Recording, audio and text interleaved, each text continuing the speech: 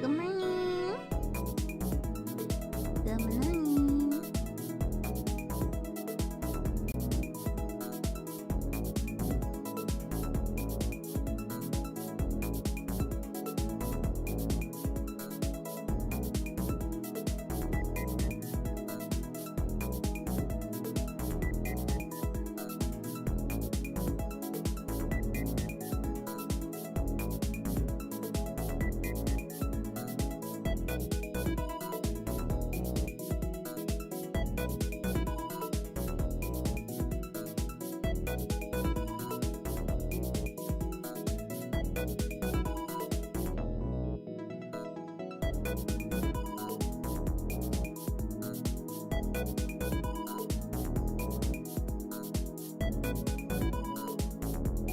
I'm just making sure I'm all set up.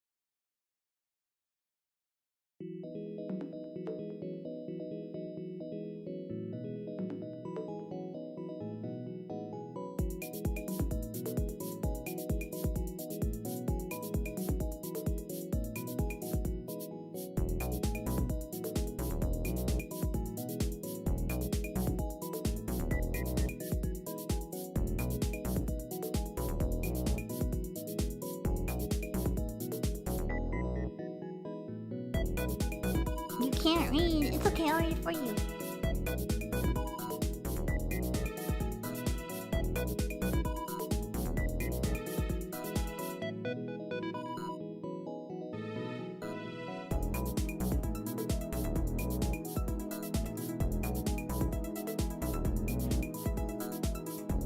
Alright, give me one second.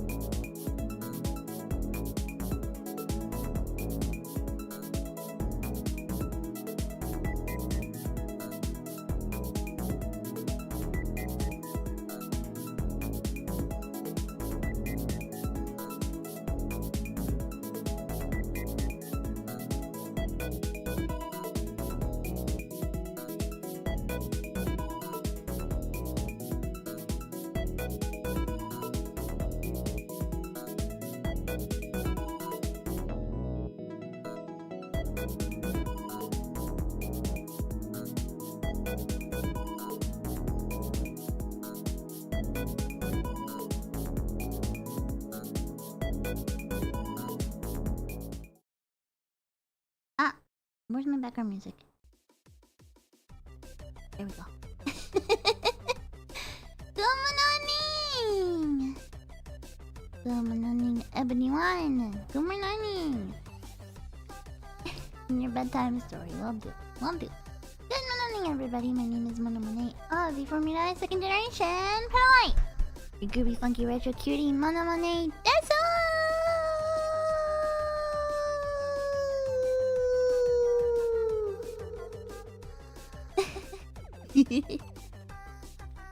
Welcome.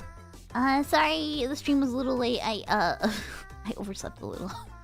I meant to get up a little earlier, but it didn't happen. It didn't happen. But no, good morning, everybody. Hope you're having a wonderful Sunday.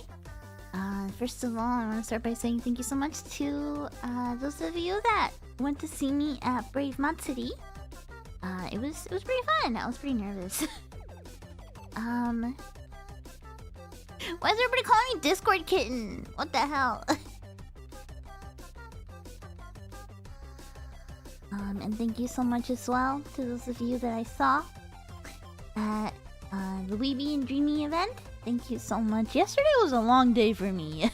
It was a long day for me. I feel like I was busy all day long, and by the time it hit like 10 p.m. I was out. I was so out by the time it hit. But thank you so much, everybody. Thank you so much. Today we are having a special stream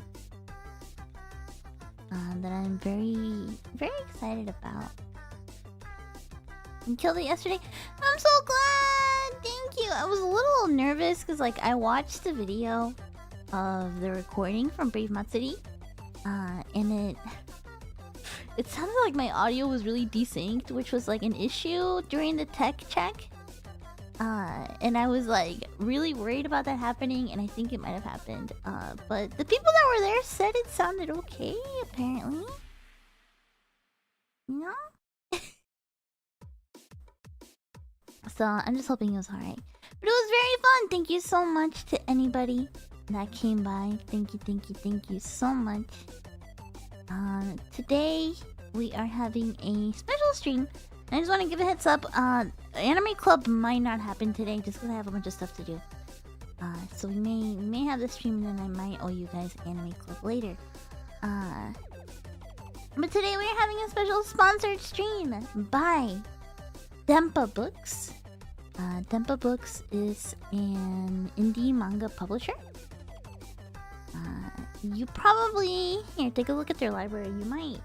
You might really like what they publish. I personally, right? Raid Shadow Legends. No. I don't take sponsored streams often because I'm very like particular about the stuff that I'm gonna be shilling on stream, right? It's gotta be something I like. And as many of you know, I used to work at a manga shop and bookstore before joining V4Mina. Actually, I had a part-time job at a bookstore that sold a lot of manga, and one of the publishers we carried was Dempa Books. Me being in charge of like wrapping a lot of the books and stuff like that, and like putting stuff on the shelves.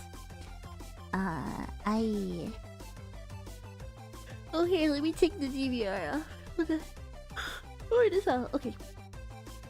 I really liked Dempa Books from the moment I saw like the kind of stuff that they were stocking. Because every time it was like, you know, every day that the packages with the new books came in, right? The stuff from Dempa always had some of the best titles, right?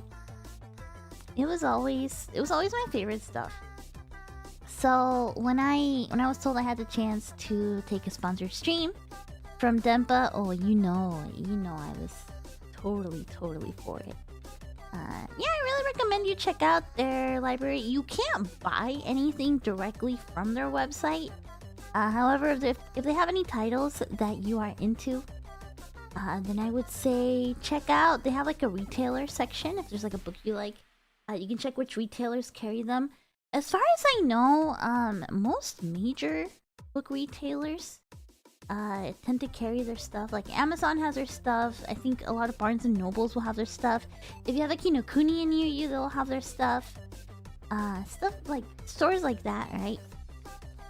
We'll have these, and they're all very nice quality, right? So today, I am reading to you 2 books by an author named Panpanya. Here, let me show you. You like my mat, by the way? You like my new mat? I got a new desk mat. I figured I would use it today.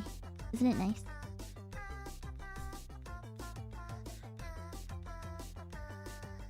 No, not papaya. It's panpanya.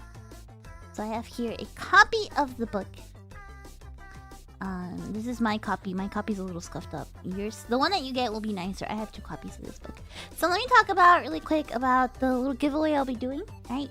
Dempa sent me 2 copies of Invitation from a Crab.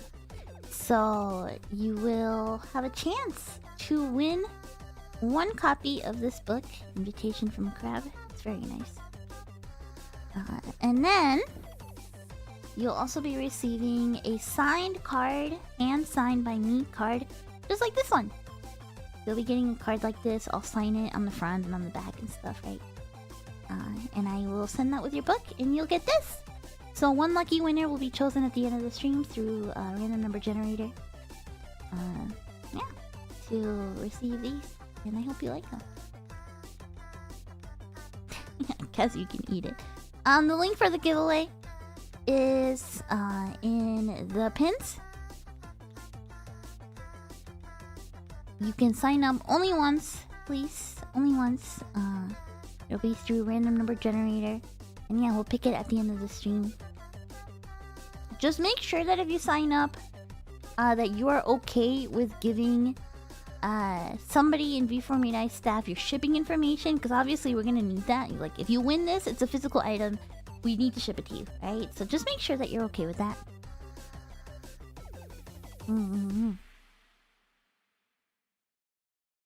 So, I wanted to tell you guys a little bit about the mangaka first. I want to show you some of the stuff that they've made. Because I really like their style.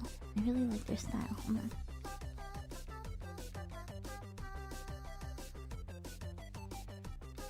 So, this author here is Panpanya. I kept calling them Panpanya for a while. It's Panpanya. Okay, so I wanted to like show up with a lot of information about this author, but it turns out that they're a pretty like mysterious type author. It turns out nobody really knows Panpanya's real name. Nobody knows their gender. Nobody really knows their age. All we really know is that they're young. They identify as non-binary, from what I read in a lot of places. And they've won a couple of awards already, right? They've made manga which has received a lot of praise, but it's interesting because nobody really knows anything about them. Yeah, their date of birth is unknown. Everything about him is almost completely unknown, right? The only information that seems like there is out there is, I guess there was an interview in 2019 where all you really know is that they're a young artist, right? That's all you really know.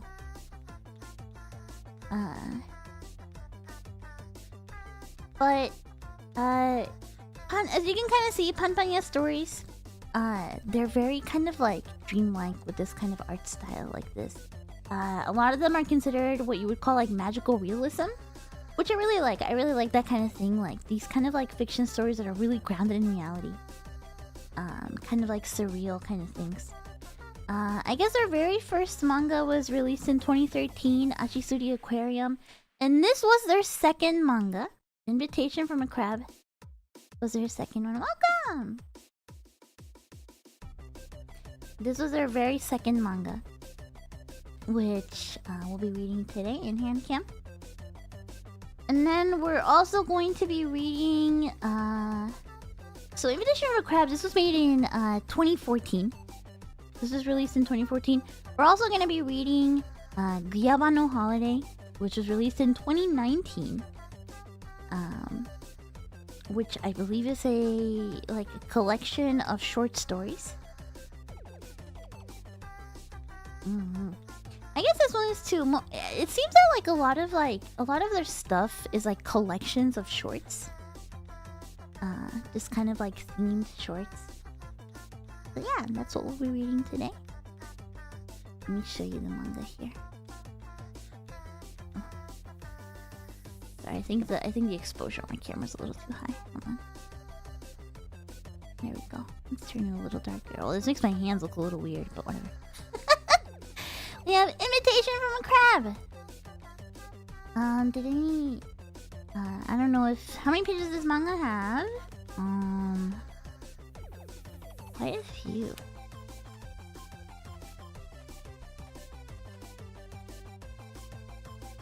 Looks like it's... about 200 pages.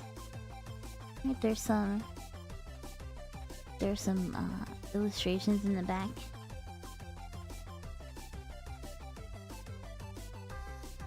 Interesting. There's like a... Huh, okay, so at the very end, right? At the very end. Are you able to read this? Here, let me focus it so you can read it clearly. There we go. You should be able to read it on stream, probably. It says, strange things exist. There's no such thing as something that exists without a reason or cause. Structures or products were created by someone somewhere. Living creatures were all born and raised in some location themselves. Here, I can bring it up a little. Here, you can read it. Oh. Okay. So it looks like there's like an index of every item that shows up in the manga, which I think is really fascinating. They're all kind of like organized alphabetically. So it shows you what page every item is on. So there's a horse mackerel, an onsen bun, a kitchen knife, goggles, a ghost, a fish tank, a crab, a bicycle, a bird, a book, calculator. It's like a little, like a little catalog of all the items that show up in the manga. I've never seen anything like this before. Interesting. Good morning.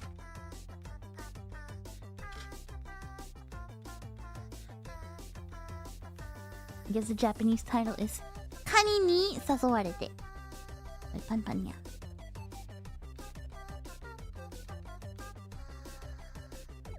Published by Dempa. Thank you again, Dempa, for the sponsor. Thank you.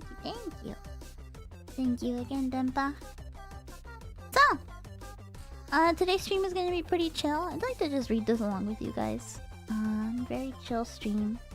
I also have a digital copy of Guabano Holiday, which we can share. Or I can read to you, rather. Yeah. So let's start. Seems like a nice thing. I think I might mute the background music. How does that sound for you guys? I think I might mute the background music and just read this to you guys. Just my voice, no background sounds. Okay. Like that. It should be nice. Makes me wonder if I should have brought out the ASMR mic. But I think like this will be nice. We've never done a stream like this today. It's nice. I've never done this kind of stream where I'm like reading for you, you know?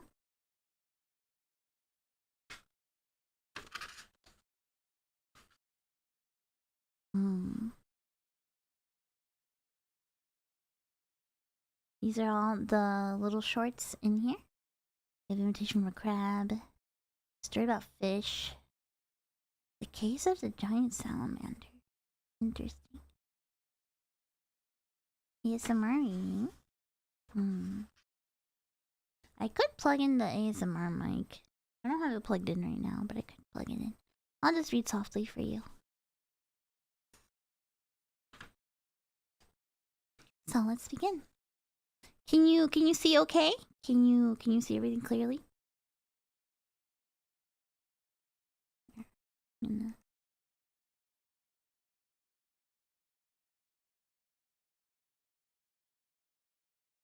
Should be nice and focused. Thankfully, my webcam is actually a document camera, so it's actually perfect for this kind of stream. It's a document camera. All right. Looks clear here. I'm excited. I haven't done this kind of stream before. Sometimes on my way to school, I think of all the side streets I pass. I don't know where any of them lead, and that's because I don't have any use for them. See? The crab! That's me. Is that king crab? I should grab it and have it for dinner tonight. No, it's a snow crab. Oh. I wouldn't be able to tell the difference either. I think it's like in the thickness of like the claws, right?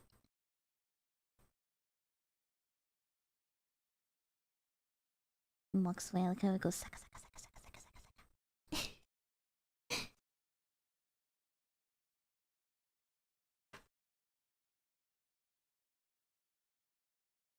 Oh, this art is beautiful. Look at this panel art. Oh, thank you! Thank you, thank you. Wait! Saka saka saka saka saka saka. I never knew crabs were so fast. My first time on these paths. I live near here, but it all feels so fresh. Where's this going to take me? Oh, who cares? I like the imagery of the crab just running away. Dang it, how far are you going? Very cute. Very cute. These panels are gorgeous. I really like this kind of like detailed background and like simplistic character style. It's really, really, really, really nice.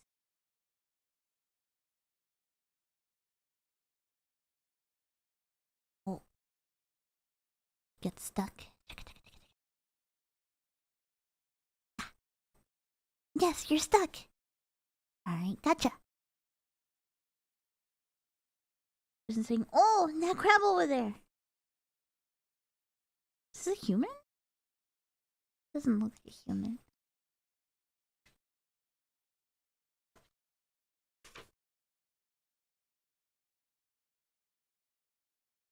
What's like a weird fisherman helmet?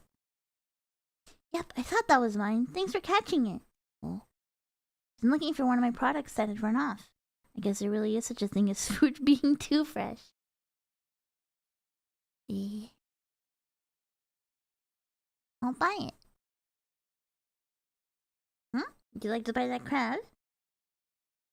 Yeah, how much is it? 800 yen. So cheap! That decides that we're having crab hot pot for dinner. And that's it. That's invitation from a crab. That's the entire like invitation from a crab. Right.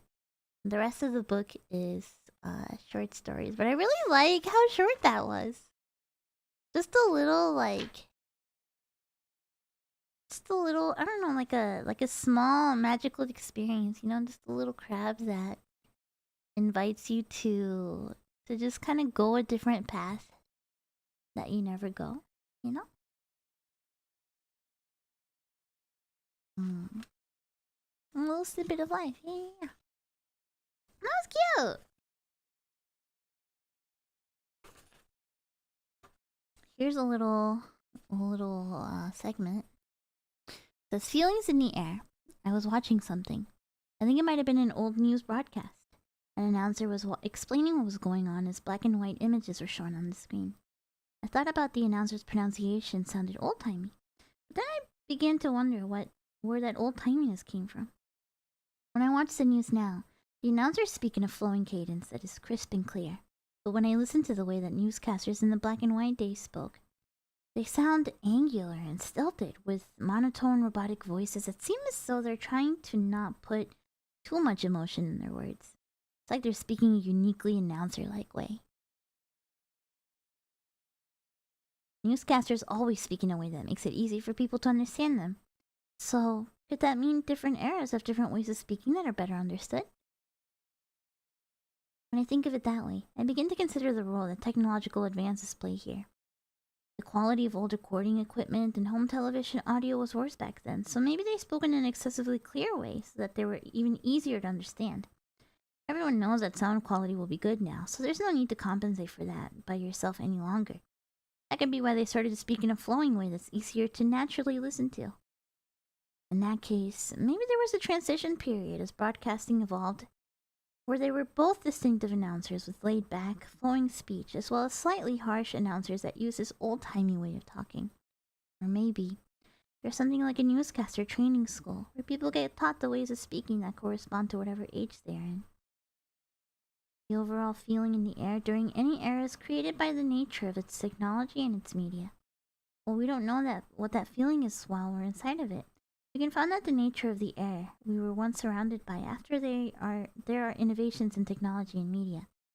We become capable of thinking that they're old-timey. In some ways, the air we live in acts as a benchmark.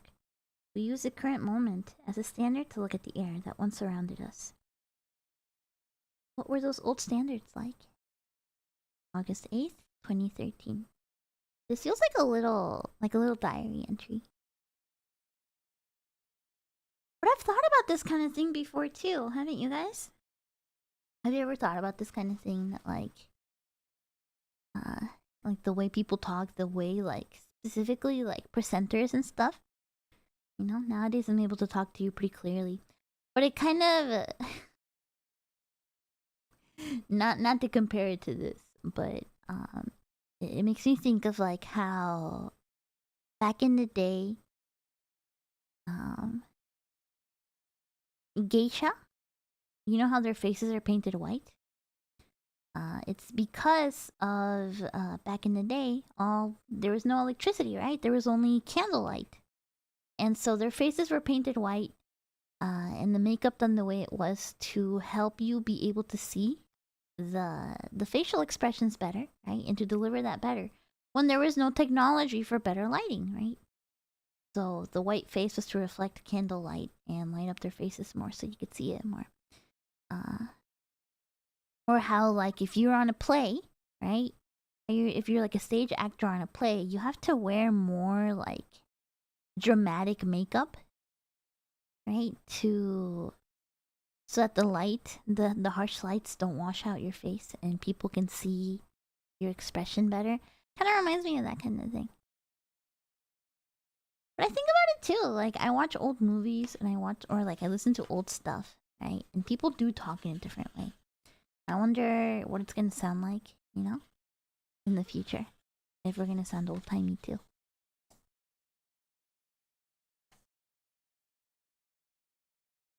This one's titled Incomprehensible Memories. Hi, am I? In the future, everyone's a cool 100. My family would always go back to my grandparents' rural home to visit every summer and winter break. Dear? Yes, Grandma? Let me give you a toy. Come. Wow, thanks! My grandmother would give me a toy every time I came. Here you go. What is this? What is this supposed to be? Is this one of those like things where you just like move around in the little rings? But it has like switches, so maybe not. Maybe not. It's like some contraption. And you like my nails? Thank you. You can't tell super well, but they have like a bluish glow. Like that. Yeah. Like some sort of music box. Yeah. Do you enjoy toys like this? I like how the grandma is like really detailed, but she isn't.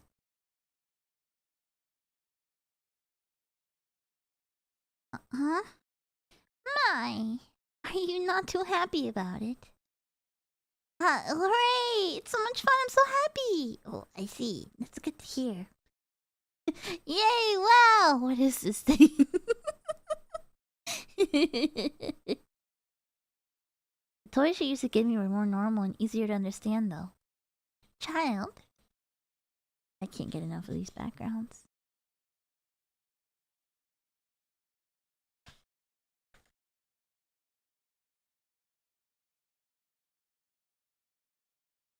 These are Super Balls. Yay! And these are Clackers. Yay! These are Astro Jacks. Yay! As I got older, they got harder and harder. This is a Sonbei Sobai. Huh? This is an Orocopperhendel Morgan. Aw, I like this thing. Soon I didn't have any clue what they were. You're not a child anymore. You must prefer these kind of toys, right? Yeah, I guess. I understood that she was buying me more and more mature toys. They seem to get more difficult in a strange kind of way, too.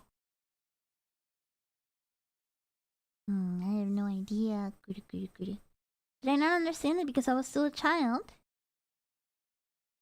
Eventually. See? This is a...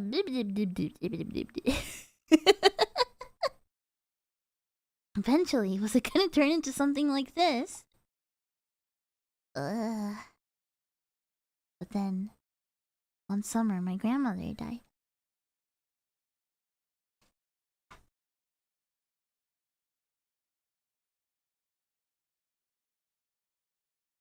I like the little suit.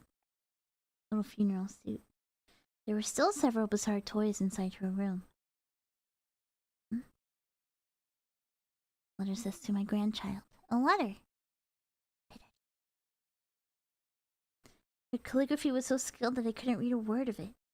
I wondered, would I someday be able to understand those toys in this letter? And that's it. I like this one. I really like these shorts a lot. To be honest, before this stream, I knew about these books, but I never had the chance to read them. I really like, I just really like how they're little like bite sizes of something a little surreal. You know? I like that a lot. This little diary entry says, disconnect. I went out one night to throw out my burnable garbage. I do this at night because I tend to oversleep and forget to do it in the mornings. It's also about 200 meters from my doorstep to the waste collection point. The stars were out, and I watched them as I walked. Just then, an airplane flew by, blinking. A strange feeling came over me when I thought about how it must have been carrying people inside. Airplanes fly at a height of about 10,000 meters, and that means it was 10 kilometers away. It was nothing more than a distant vehicle, but the sense of disconnect I felt between me and it was stronger because it was in the sky. I doubted I could have been seen from the airplane, but could they at least see the streetlights? Would they get distracted and look away? I didn't know, of course. It reminded me of driving a car down the highway. There's a special feeling of disconnect that I get when I look at the world from a highway with no side roads. As you pass by rural areas at night, you often see dots of light coming from homes on the opposite side of rice fields or on the foothills of a mountain. So, it feels strange when I think about how there's a human living there within every single bright dot. It made me think that maybe airline pilots get a similar feeling when they see a neighborhood streetlights.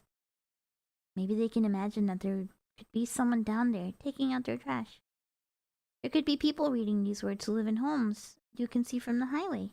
And I think about the distance between myself and those people as well.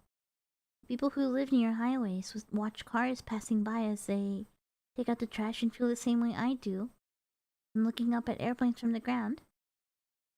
We don't know their names or their faces, but we're aware that someone is there moving. June 13, 2013. I feel this a lot. Like, when you, like, sometimes when I'm just, like, taking out the trash or, like, when I'm just, like, walking from the bus or something like that, right? Like, and I look at all the, like, apartment buildings and everything. Or, when I walk to the park, there's, like, a little part where, like, I can see a bunch of, like, people working at their desks. And I just kind of think, like, you know, you never, like, you think of your entire life, and it's hard to imagine, like, every single person there has their life. And every single person there has, like, their world. And everything that they care about, family, friends, memories, right?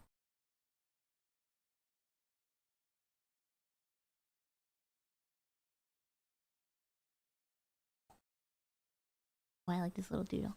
It's cute. I like this one. This is me when I go to an aquarium and they have those like, you know, those exhibits where you can touch the fish. This is a story about fish. And a little touch pond. Yeah, I like those. Got some fish caught just this morning.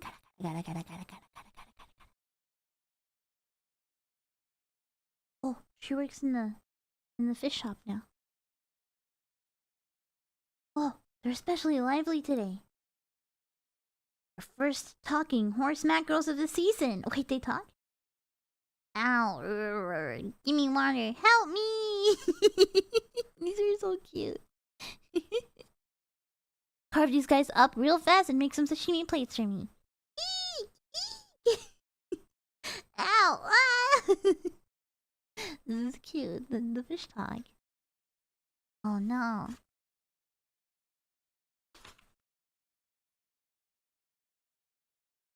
No! Save me! Stop! Don't kill me!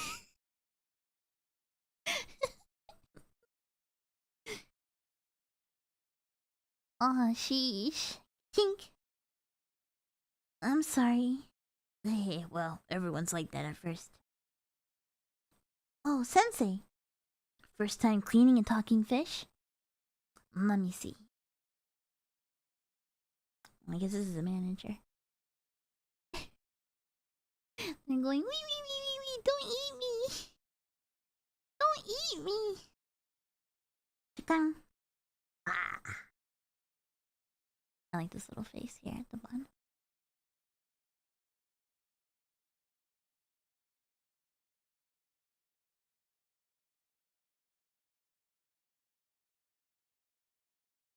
Ooh, cutting the fish. Makes me think of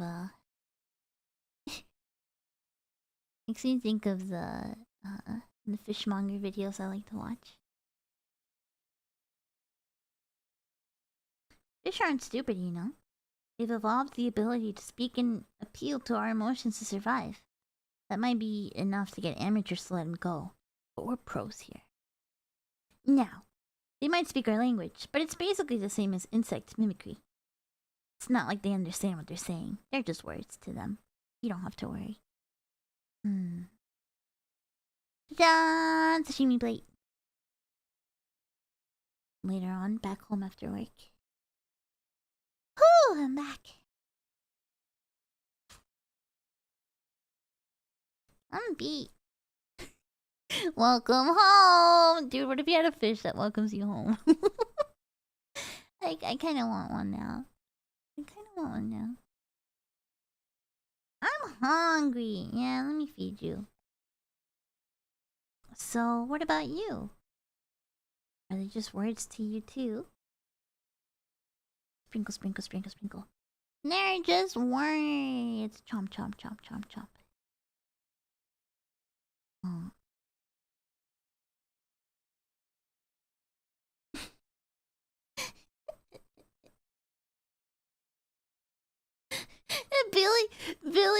Billy Bassett says okay. These are so cute. These are like the perfect length too. They're all like a couple pages, you know? I like this a lot. This is innovation.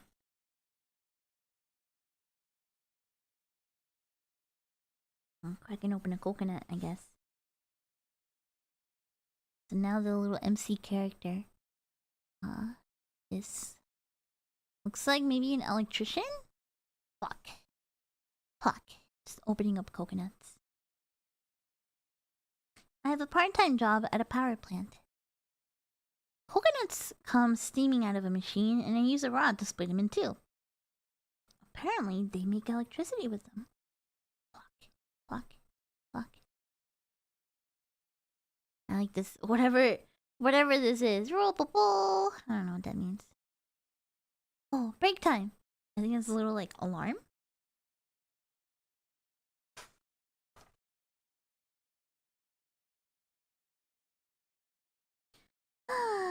Slurp, slurp, slurp. The nice part of this job is you can drink all the coconut juice you want. I assume they were using the dregs of whatever they do for the electricity. Do you guys like coconut milk? I'm not a huge fan, but this is making me kind of want to drink some. I might get some afterwards. They sell some at the convenience store. This stuff tastes so good. I almost feel like it's like what I'm working for. Good work today. You've hit your quota for the day, so you can leave if you want. Oh, Roger. Oh, wait, whoa, it's already this late?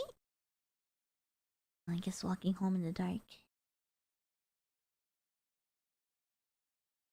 Yeah, I'm not a super huge fan of coconut juice. When I was little, I would go to the beach in Mazatlan a lot. It's a beach in Mexico that I used to go to, close to my hometown.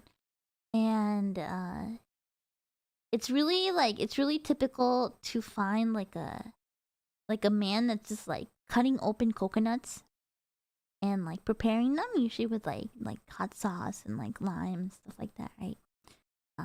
But before he prepares it for you, you have to drink the coconut juice. They like put like a straw in the coconut and they give it to you, and they're like, all right, drink the juice and then we can prepare it for you. Like, drink the juice and then give it back to me and we can prepare it for you. And I always hated the coconut juice.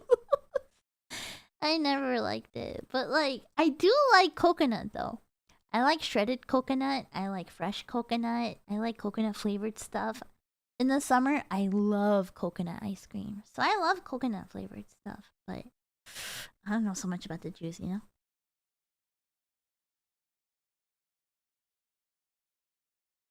Oh, now they're at school. Okay.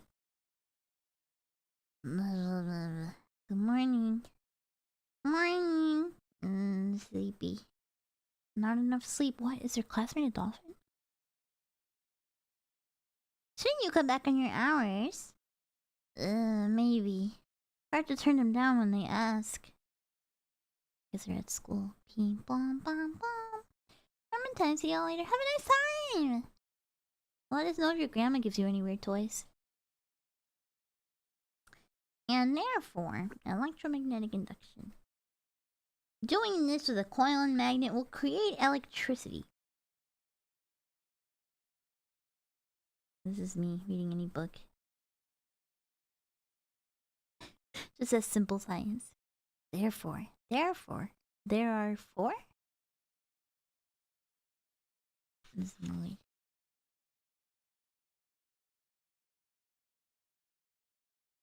In other words, if we look at Faraday's law, then Faraday, Yahoo! This is cute and nostalgic.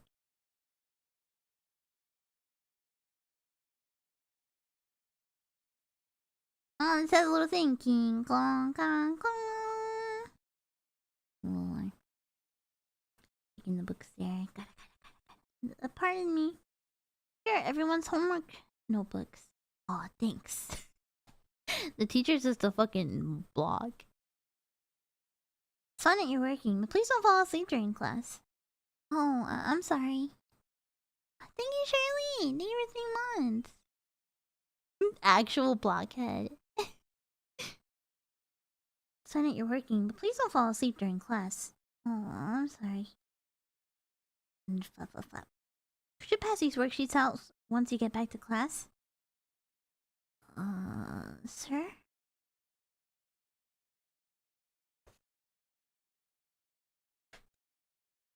Do you know how they make electricity by cracking coconuts open?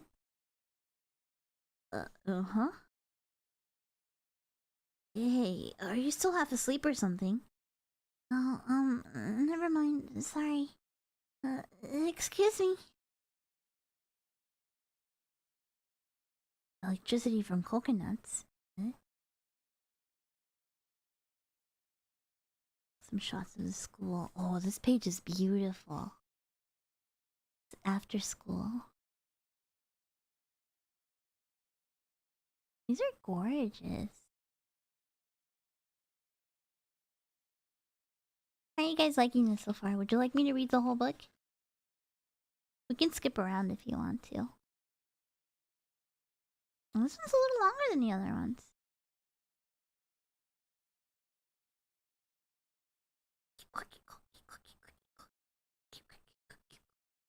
Somebody in the bamboo. Oh, they're chopping down bamboo.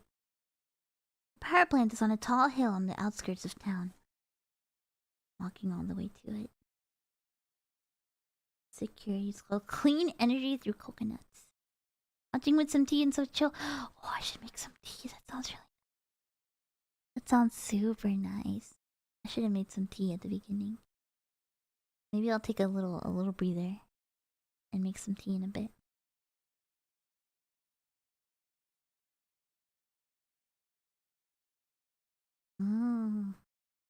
Clocking into work.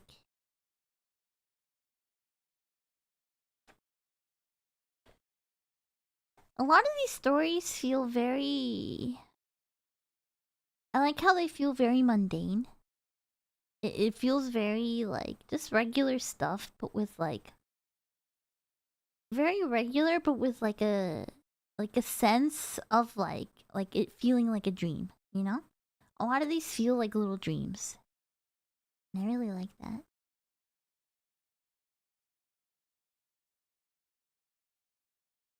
Just opening more coconuts. The coconuts machine. Baka, baka, baka, baka. How do these become electricity? Oh, there they go. Looks like there's some machine bee on the conveyor belt. I don't know what it does, though. I guess in the end, all I know is that I'm here, cracking coconuts. What does it matter? I get paid on time after all.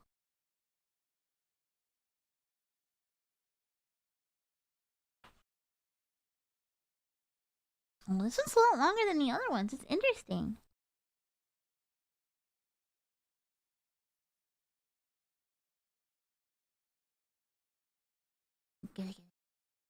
You look beat. I was thinking and couldn't sleep. Is working at the power plant tiring? No, I don't have any stamina problems for some reason. It's just mental fatigue. I like these shots of this school. The hallways with the very shaky lines. I like that a lot. Let's use bamboo. Today we're going to be working with bamboo. One of our neighbors with a bamboo grove granted us some of their bamboo to use.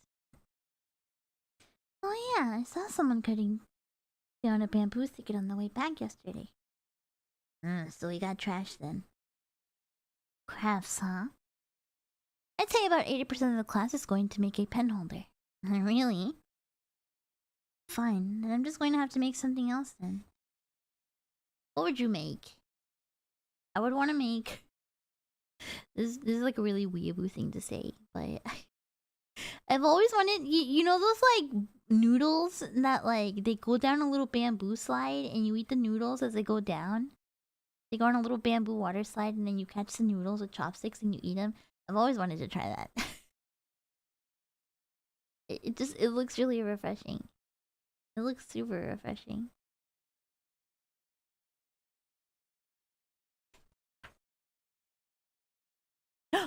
Oh, she made a little fountain! Similar. It's like those little deer fountains, you know, that like they get filled up with water. Go bunk, and then they go up again. Whoa.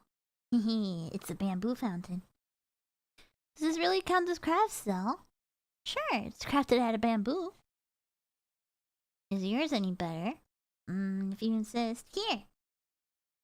Snap! What is that? Oh, it's very interesting. The flower vase. You could sell this at a rest area.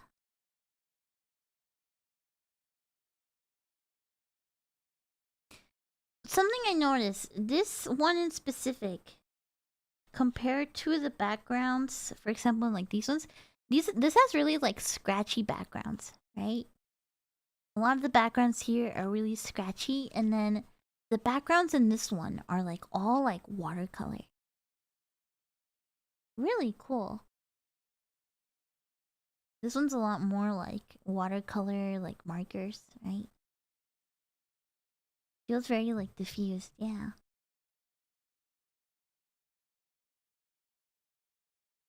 When I really think about it, even the electricity this school uses comes from those coconuts that I'm cracking.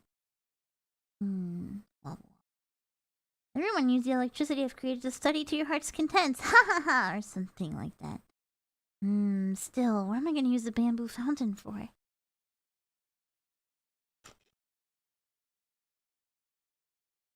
Baka. Baka. Baka. Oh, don't mind me. Oh, Chief! There's a little fountain. Pretty classy thing you've got there. Oh, I made it in class. Would you like it? I'd be happy to give it to you. I doubt I'd use it. I'll have to pass. Well, keep it up. Does he not have anything else to do?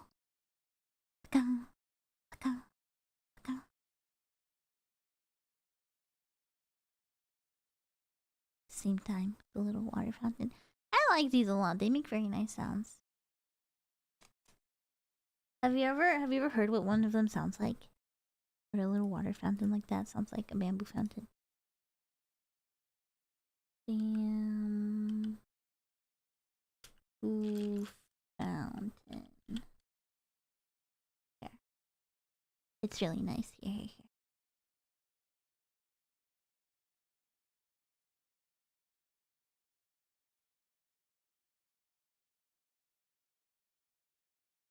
Here, I'll play a sound.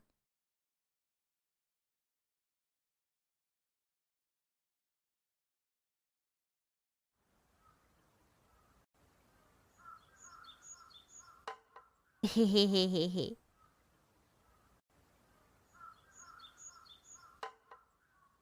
It's nice.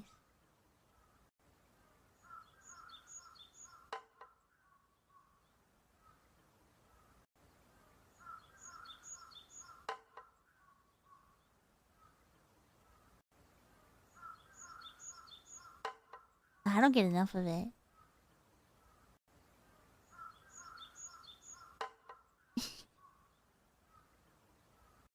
I don't get enough of it. Oh, you know what? This is making me want some, like, comfy sounds, though. Hold on.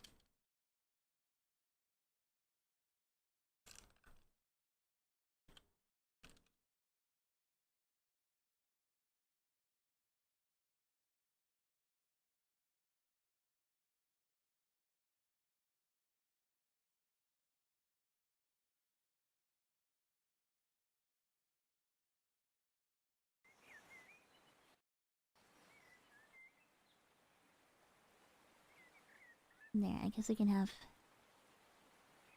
Is this weird to have natural sounds? It feels kind of nice. It feels kind of nice having them.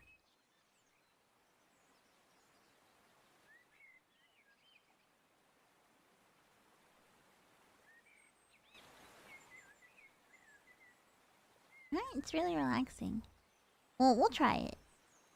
We'll try it, and if you don't like it, we can get rid of them. Ali.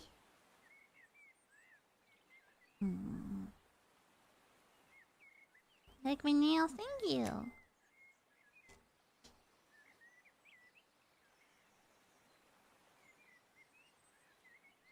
Yeah, it feels like we're reading on the park. Ka-kong. Ka-kong.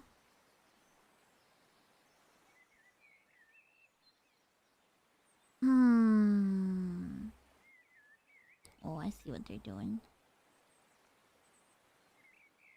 Filling it up with coconut juice. And then... Ka-kong. Hey! Oh, this is great! Time to slack off!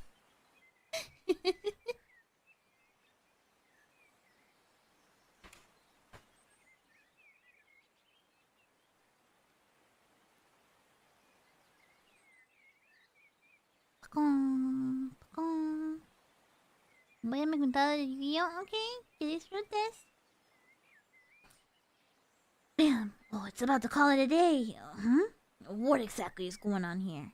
What is he? What kind of creature is he? Oh no, he's gonna be mad. I'm sorry. I was using the fountain to slack off. Oh my goodness, what an amazing tool you've created here. Huh? So you can use it to automatically crack the coconuts. Ha! This is incredible! Did you come up with this yourself? Yes! Is that so? Thank you. Now we don't have to hire people like you anymore. You're fired, effective immediately.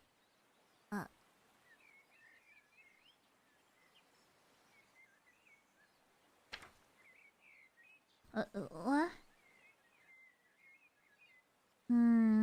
I get it. Oh, I could always put you in another department if you'd like. Eh? Really? Yep. Go on. Zoo. Automated your job away. There you go.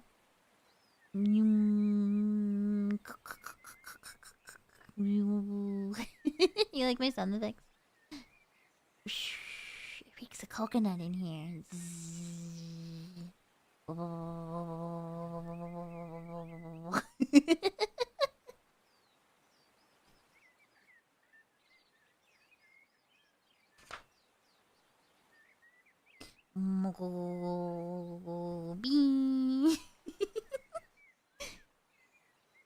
Bee.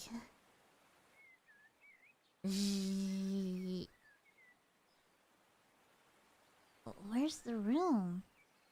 Check. Oh, what?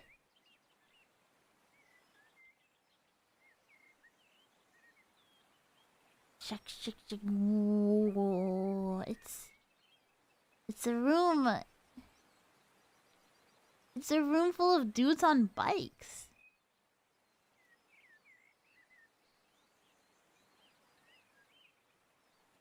Zoom. Gulp.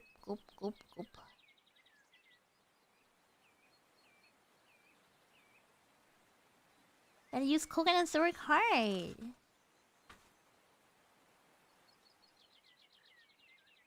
Check.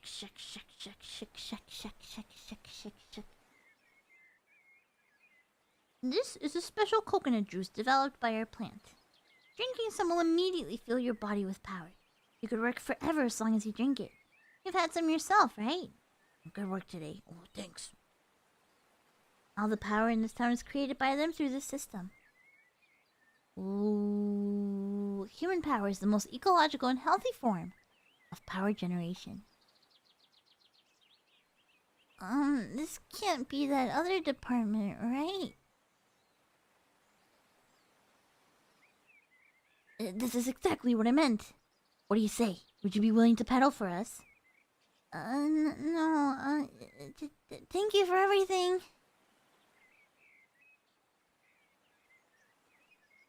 Whoa, eek! What kind of sick joke is that? Pakam.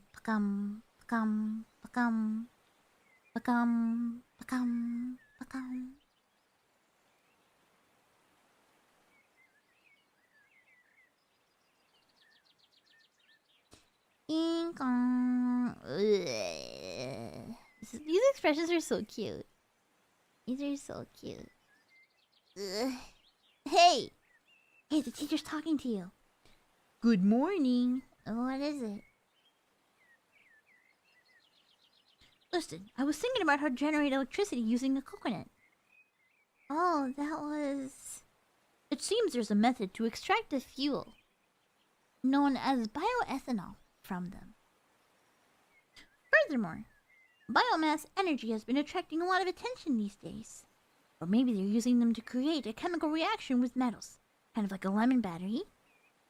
Oh, I've got it. They're using the static electricity generated when the coconut is cracked open to... That's the end. This one was a cute one. Very cute.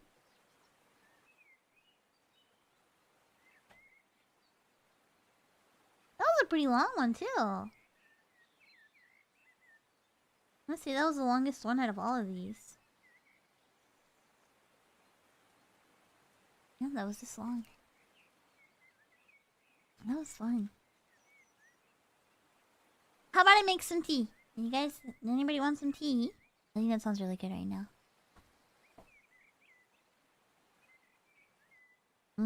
Some tea sounds tasty. Alright, it's tea time. I'm gonna go make some tea. I will be right back, okay? This is pretty comfy. I'm like... I can't help but like feel a little like... I don't know if nervous is the word, but just like... It feels a little strange, you know, that like... To have such a calm stream, you know, where I'm not really like... Super genki. Super energetic, you know what I mean? So this is actually pretty nice. Alright, I'm gonna make some green tea. I'll be right back, okay? I'll be right back. I'm gonna put you guys in the start screen for a second. I'll be right back.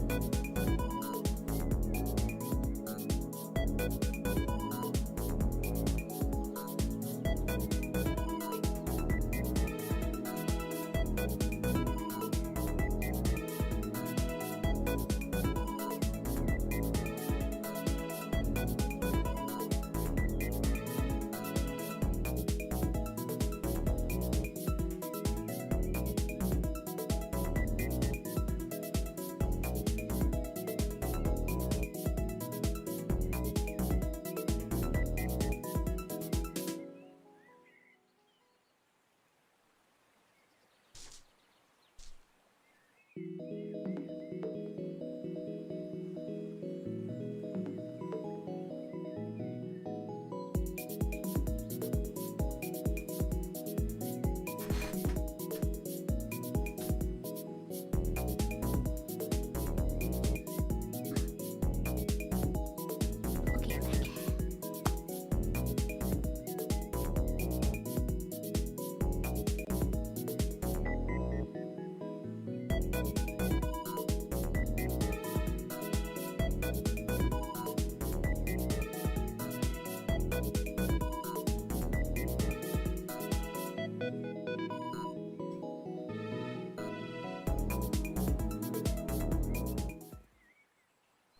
Hi. Hello.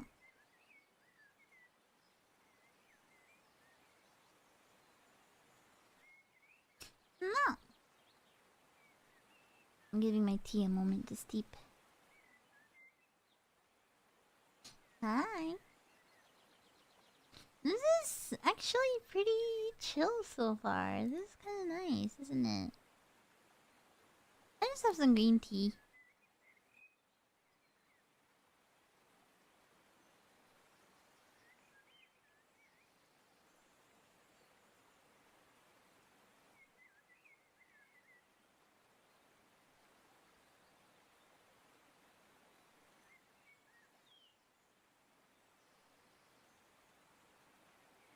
Mm.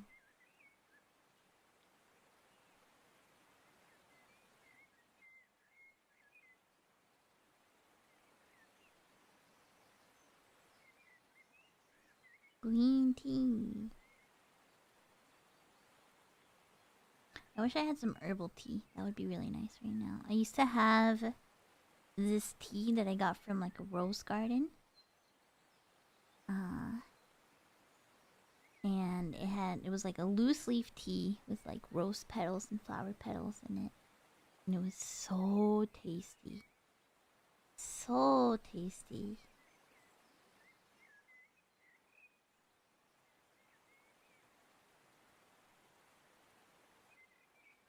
Where are the cookies? I don't have any cookies this time. Oh, hold on, I gotta charge my phone. I'm gonna die. Oh, it just died. It just died.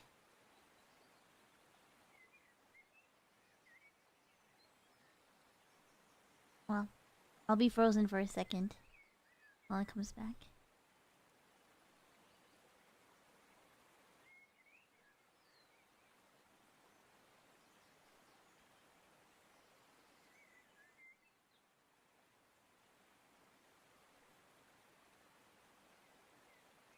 Oh, it's hot.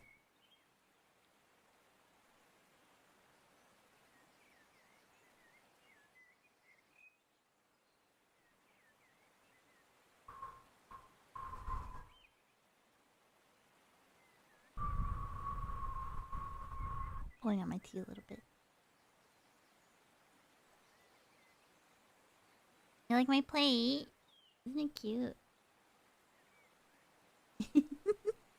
It's one of my favorites.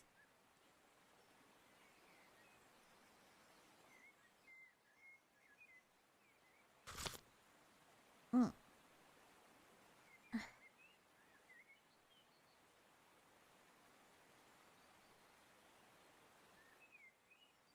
There's a mug that looks like a cat. Nice. I'm just waiting for my phone to come back up, and then we can keep reading. But I forgot to mention, the author Panpanya.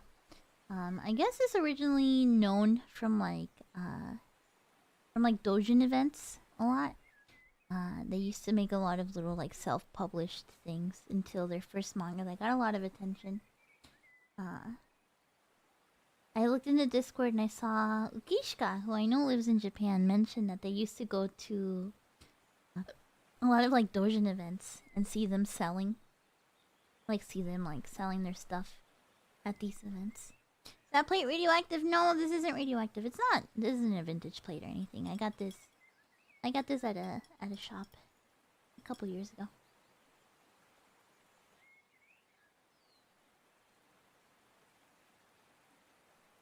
It's cute. Huh.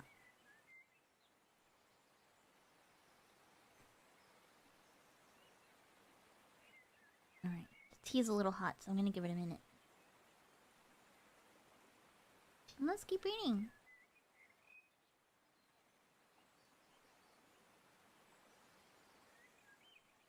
Well, this feels like a little book date, you know? This is kind of nice. I could do this more often. This one is titled Hell. Dunk, dunk, dunk, dunk, dunk. Getting out on the subway.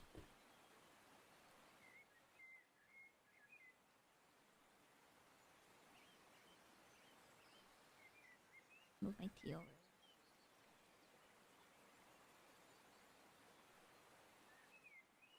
Whoa. Oh, they're all crying. Everybody's a little dolphin, and they're all crying. Whoa. Sniff, sniff, sniff. Sniff, sniff. This feels bad.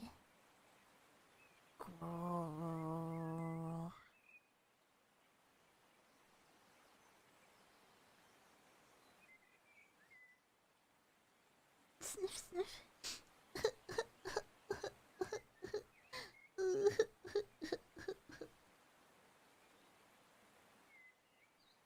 I'm drawn in the direction they come from, and it feels dark and disquieting. It's not like I could ask them what happened. No leaning over. Come on up and take a look.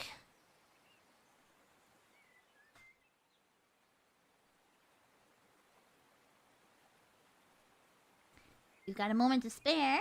You're going to want to see what I have for you. Demonstration. Where's the shockingly sharp slicer. Look. This all-purpose slicer can cut up any veggie in no time at all. Even onions. Just look. I see. Someone's cutting onions as part of a sales demo. The fact they made sure to wear goggles is kind of annoying. So sharp! But no one is stopping to watch. It stings the eyes. Yeah. Obviously.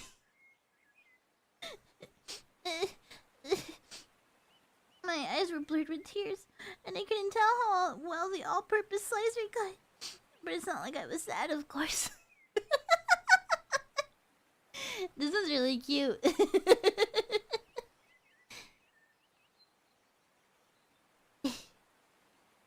This is really cute. I like this one a lot. The atmosphere was so good with all the little like dolphin characters like crying as they're going up into like the darkness of the subway station, and they're just cutting onions. I like this one a lot. Fluctuation.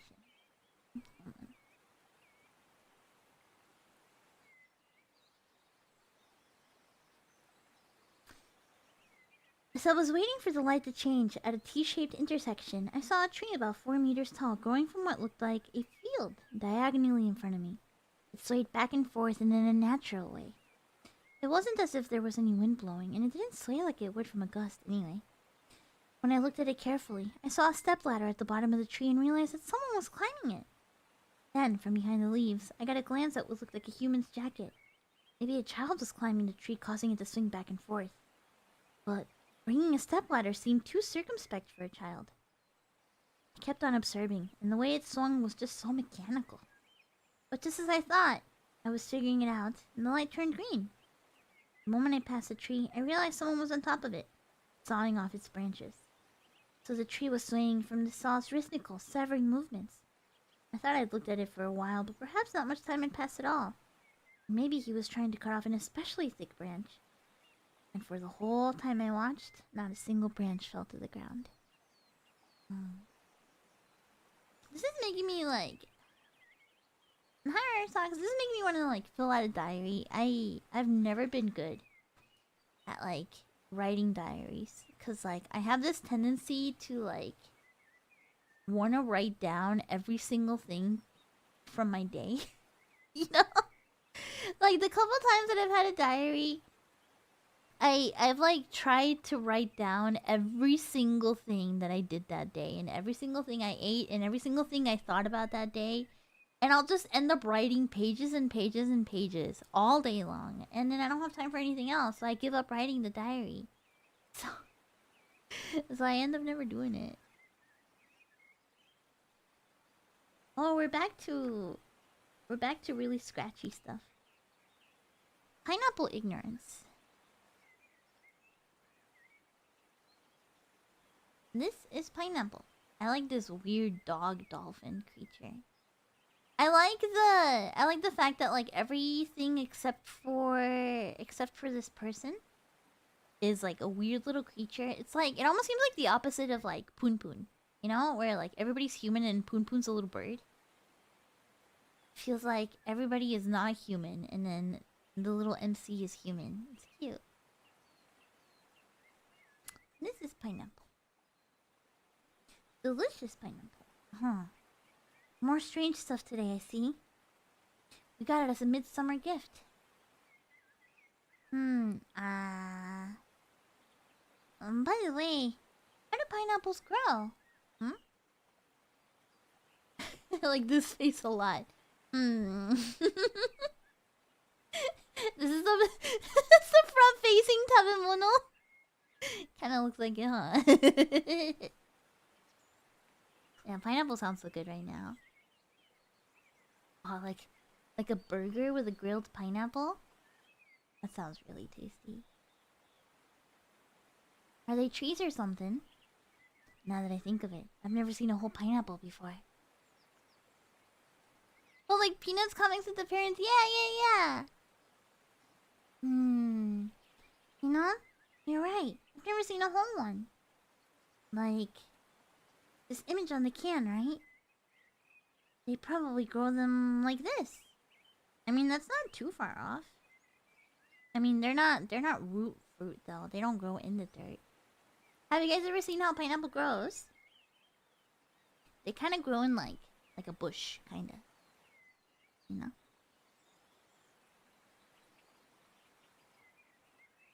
The same way they grow radishes and turnips. Bloom, got one. No way.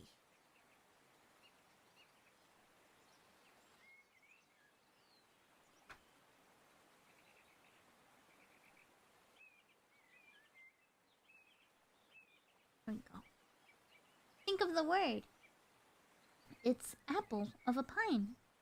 So it must grow like an apple from something that looks like a pine tree. Like this.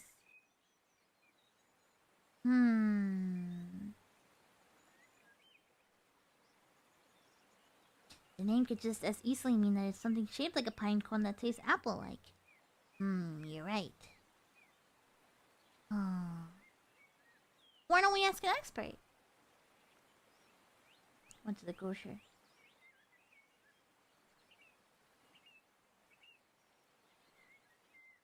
What? A pineapple? Why the heck would I know that? Oh, not even a green grocer. I've only ever eaten canned ones too. I never knew they were this rare. Too bad. Oh!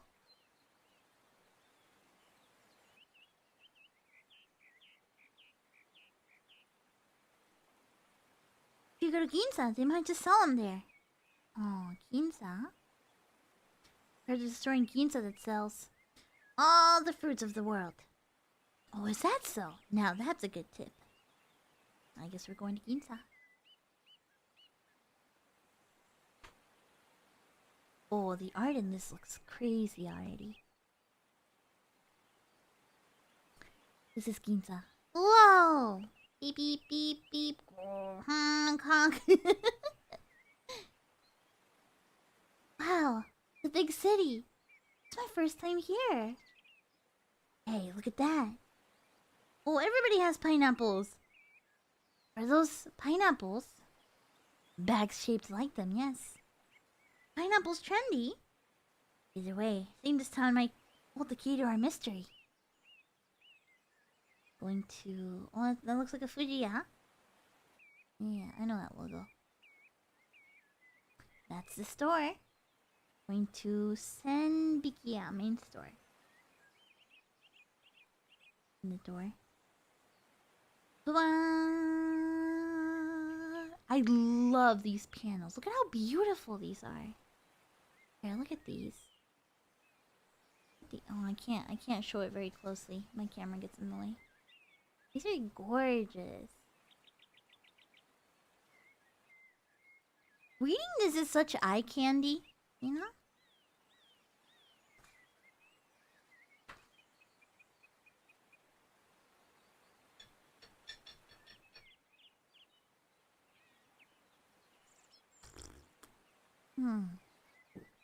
Ah, the tea's the perfect temperature now. How much do we have left of this?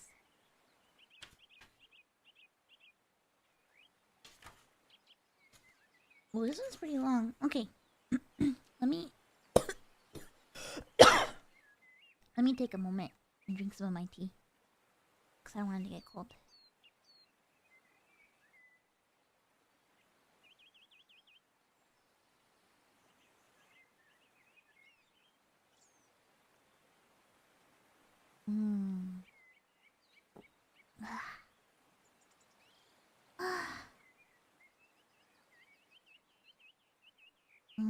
This is really nice, actually. This is a surprisingly nice way to start my Sunday.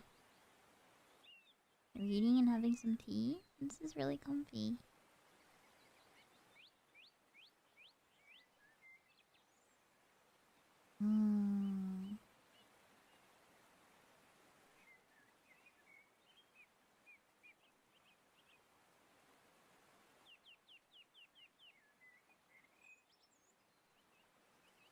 Background noises do add a lot. If I close my eyes, it kind of feels like I'm at the park, you know? I want to go on a picnic.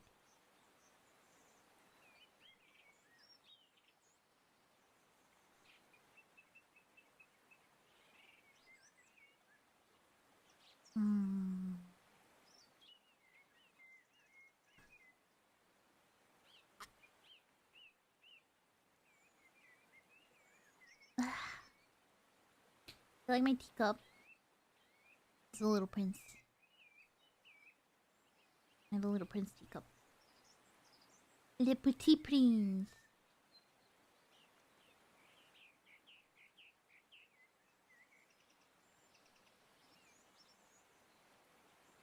When my mom went to France, she got me a full tea set as a souvenir of the Little Prince.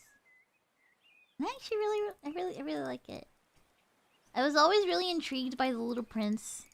The Little Prince gave me like similar vibes to like reading this, where like it felt like a dream to me, especially back then, because when I first tried reading The Little Prince, I didn't really speak English very well. And so I didn't know what was going on. I had no idea what was going on. The English, like when I tried reading it, the English was way too hard for me at the time. Because the English translation of The Little Prince is not like... It's not the easiest English to read, you know? And it was kind of like surreal stuff, right? So like I would try and read it, and I didn't understand what was going on. You know, like I didn't understand what was going on at all. Like it just kind of seemed like weird, surreal, dreamlike gibberish to me. You know?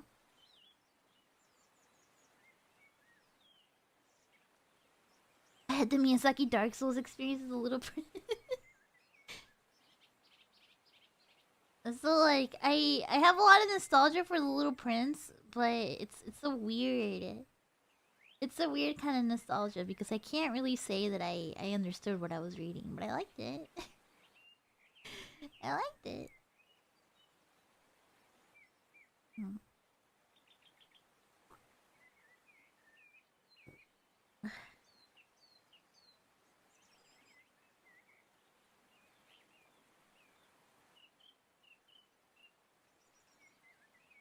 Your tea boiled over? No!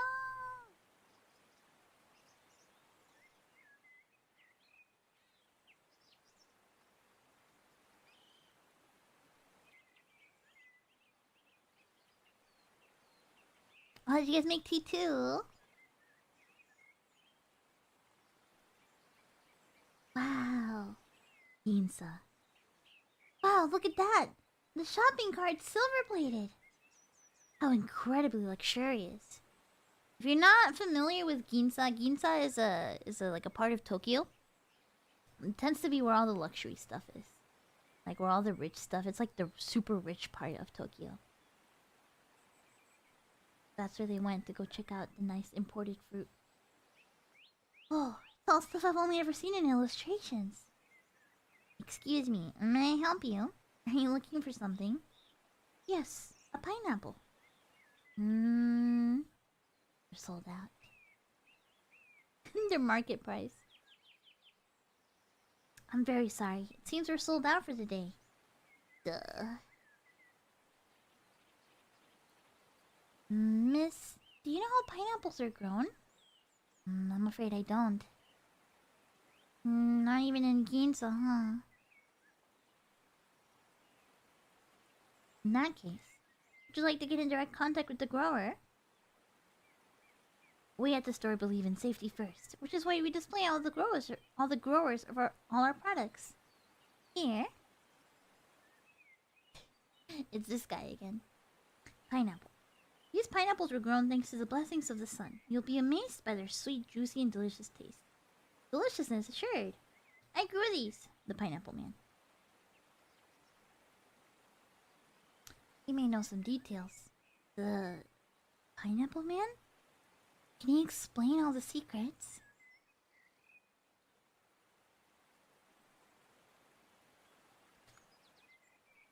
Because we're gonna find out.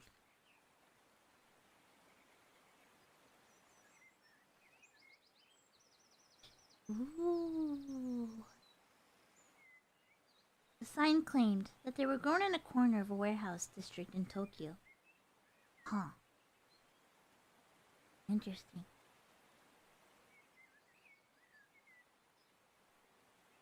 Ooh. Walking there to the pineapple factory where they make pineapples. The pineapple warehouse. At the pineapple factory where they make pineapples. Kicking open the door.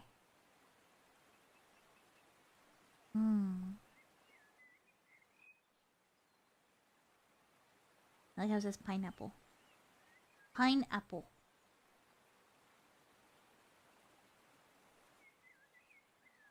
Little cans there. They're grown here. It looks like more storage to me. Ah! This is... Hey! What are you doing here? Ah! It's the Pineapple Man! This is right next to the coconut power plant.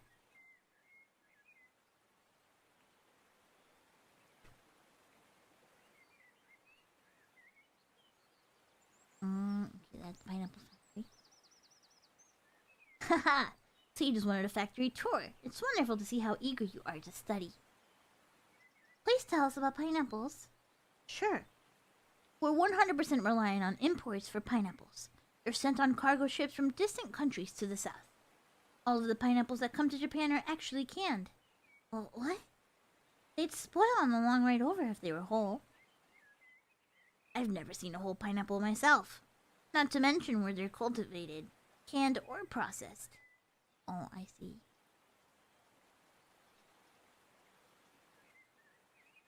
All I know is that a bunch of cans arrive here once a month.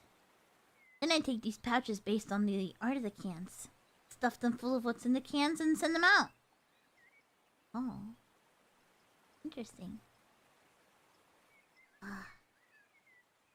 Products that try to look a little more like the real thing sell better with customers who want genuine products. So that's how it is. In the end, we didn't learn anything at all. Not how pineapples are grown, not if they really exist, not what they are. Hey, I'll give you something to remember this tour by.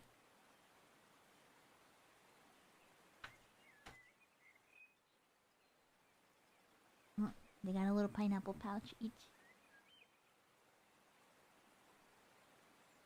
Sounds like it's popular to reuse it as a bag once you're done eating what's inside. All trendy like. Yeah, it did seem to be popular in Ginza. But I don't know about using this as a bag. And now they're back home. I ended up using it as a pillowcase. I don't know if that's better or worse than using it as a bag. Good night. Good night. I love the little like dog person so much. I'm going to bed. Getting in bed, sleeping. Whomp. News. Sleeping on this pineapple pillow, I dreamed of growing pineapples on an island to the south. I'd forgotten how they grow by morning, though.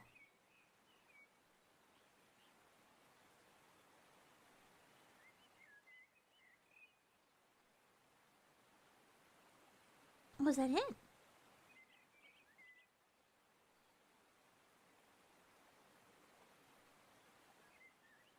Oh, I think that's it, yeah. I think that's it. And this one didn't have a journal entry.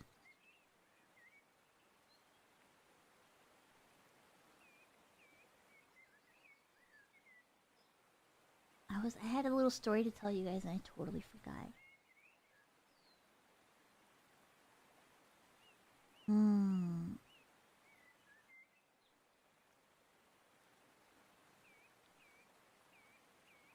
What was I gonna tell you?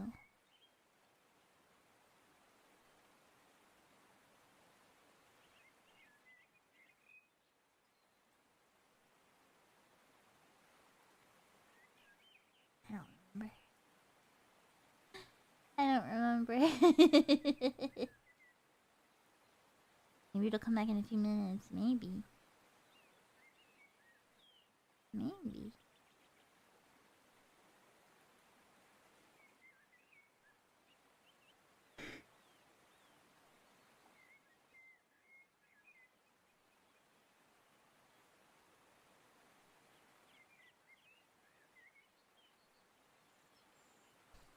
Time for you to head out. See you guys! Yeah, I don't remember what I was gonna tell you guys at all. It's okay. It's alright.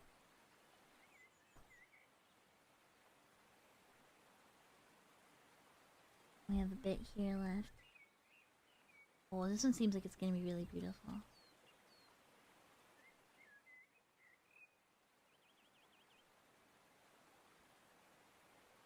I don't have a ton of time today, so I might like skip, or I might read about like one more. We'll read about like half, and then we'll switch over to Guabano Holiday and read some of that too. There's like a movie. I don't know if you would call it a movie. There's like a theater screening I want to go to today that I got tickets for.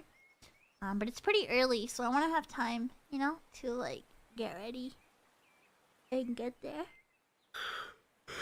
Oh, this is so comfy though.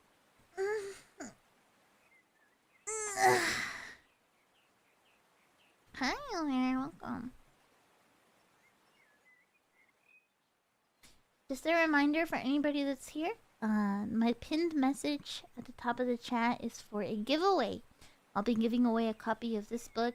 Yours won't have a little scuff. Mine did. Mine had a little scuff. Yours is all nice. But I have another copy of this book that I'll be giving away along with a signed card. I'll sign it for you on the front and back. And what movie am I gonna watch? It's a recording of a Bjork concert. So I'm gonna go Bjork out. So yeah, enter the giveaway. I'll choose the winner at the end of the stream through random number generator. Looks like so far we have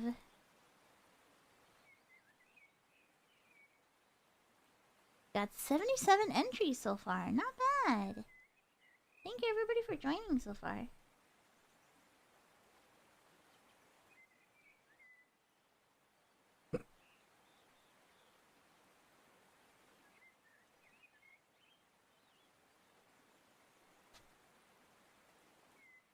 Straight up Bjork in it. I'm gonna go Bjork it.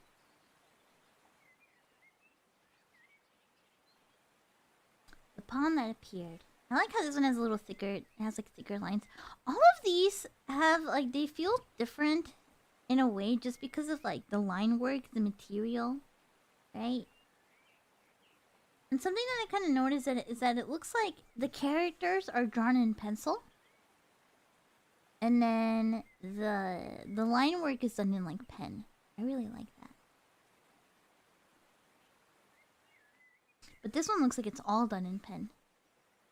Yeah, don't forget to check the books over at DENPA. Thank you once again, DENPA, for sponsoring this. I was pretty freaking happy, right, when one of the senseis hooked me up with this sponsorship.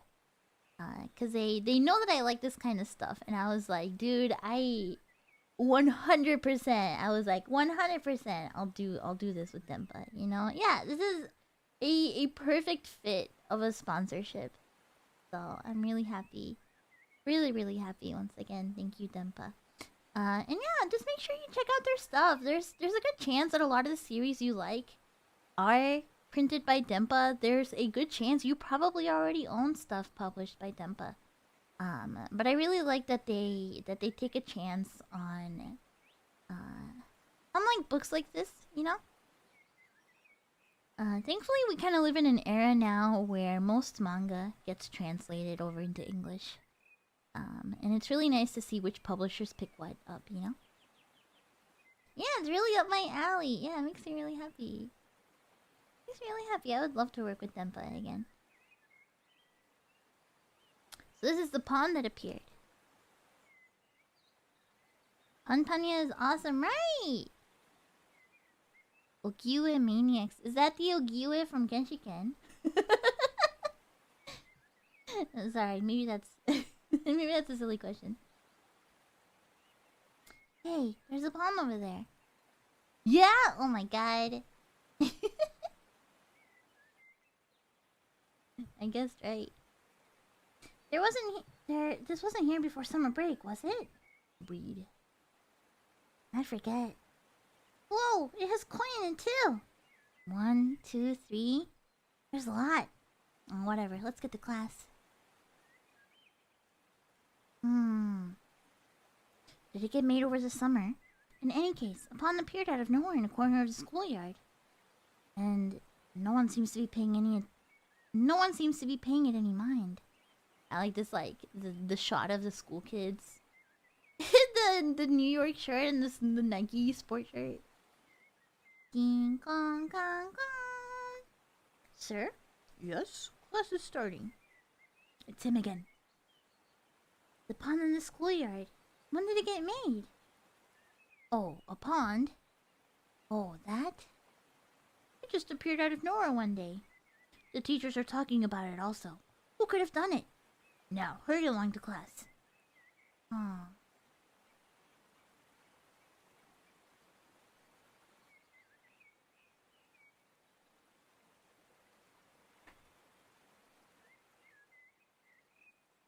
I was looking at it says today's taskies. Chatter. Wait. Somebody has antennas in the class. There's a little dolphin in here too. So, today marks the start of a new term. Let's share your summer break research projects. Okay! Whoa, presentations. By seat number. No reverse order. What? I forgot. There's the pond again. Seems like a real mystery to me. Can a single human make such an impressive pond all of their own? I doubt it. They either used heavy machinery or a bunch of people worked together. Or maybe it was a meteor impact. No land subsidence. Or it says it was a meteor impact? No. Land subsidence is more likely than that. Great work. Thank you. I wanted to say there was heavy rain in August, but that would not explain the koi. Could they have come flowing in? No. Seems more realistic for someone to have released them here. Okay, next up. Molkun. His name is Molkun! This might be the first time they like name a character. This is freaking cute. His name is just Molkun.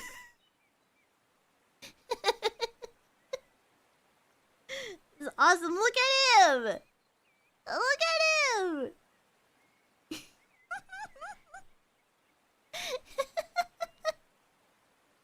That's really cute. Maybe it's spring, but who would have done the landscaping then? For my independent research project, I made a pond in the schoolyard. It was Molkun. Molkun did it.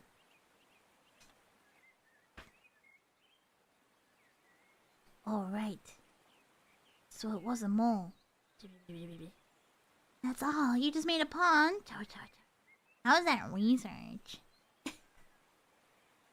Okay, everyone, quiet down. I am impressed by your hard work, but it's true. Just making a pond isn't quite enough to be research.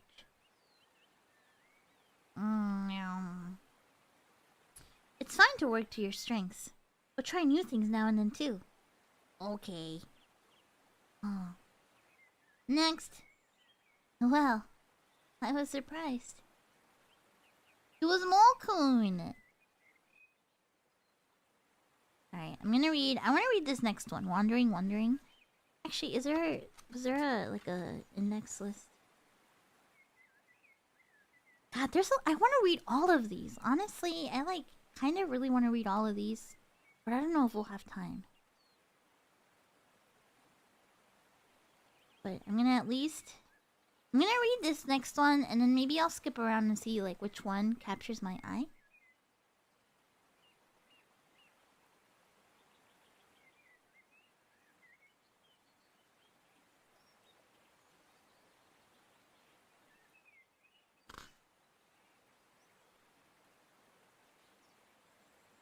Please be careful as doors are opening. Here, you want the extra immersion? Hold on. We can get immersive. Hold on. Please be careful as doors are opening. Ah!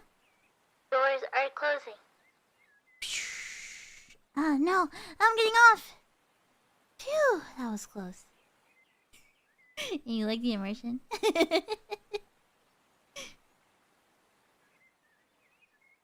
Tokyo Rest House. Tokyo Little.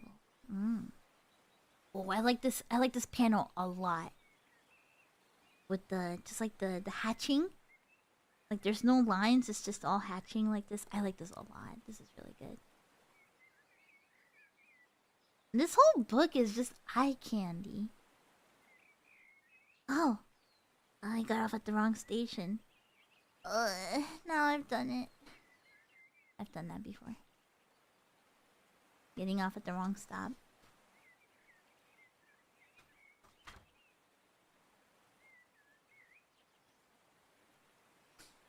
I almost want to cry at how dumb I am. Okay, the next train is out of service for the day. It's still the middle of the day though. Could this be a mistake? Oh, an employee. Excuse me. Yes? I like this panel one too. Yes, the previous train was the last one today. What? But it's still bright outside. That may be true, but there's no rule stating that train service must end only after it's dark out. Aww.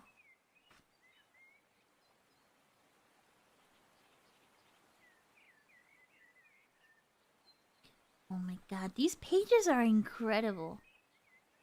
Oh. Look at this. Look at the angle. Like the lower angle from underneath the gates. Like the fisheye, the hatching, the lighting. So nice.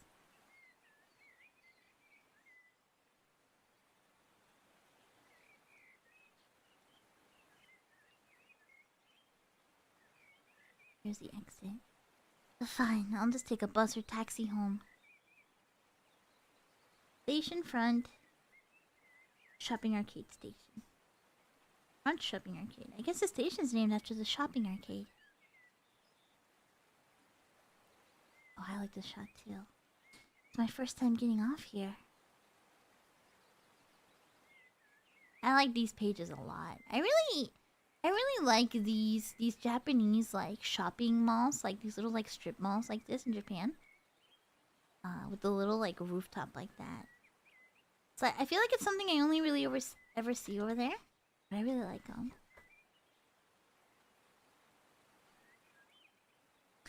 I didn't think I was in that serious of a situation yet. Oh, where's the bus stop? You have to look at this line work. Look at this. And the scratchy lines. So good.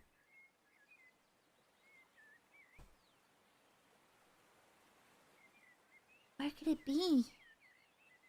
I don't see it. I really like this too.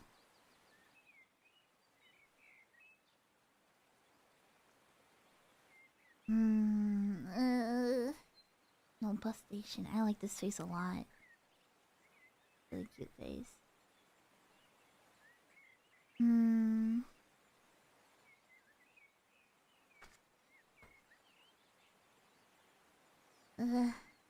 Now I'm getting scared. Maybe I'm tired. Oh, a taxi. Whew. Hey, taxi. Oh, it's a flat tire. It's got a flat. Eh? All the others too.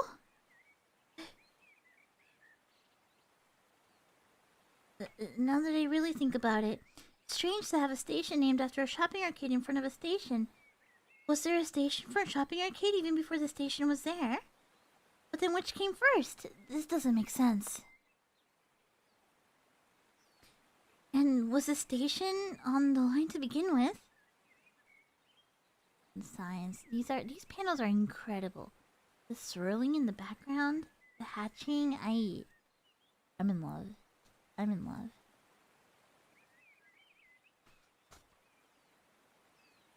Where am I?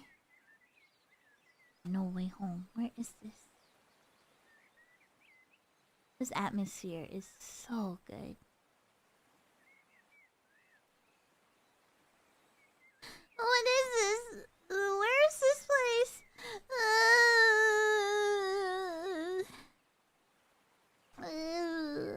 Hey, you. What's wrong? Please come in. Me in the Target when I lose track of Mom. Real. Feeling any calmer now? Yes, thank you. Sounds like you're lost. But your explanation was very confusing. It's almost as if you've come here from another world. I can't state how much I like the contrast between the like harsh ink hatching in the backgrounds and then the pencil lines for the characters. I really, really, really like it. It gives it this really cool mixed media feel. It's really cool. I really, really, really like it. I don't really think I've ever seen anything like this before.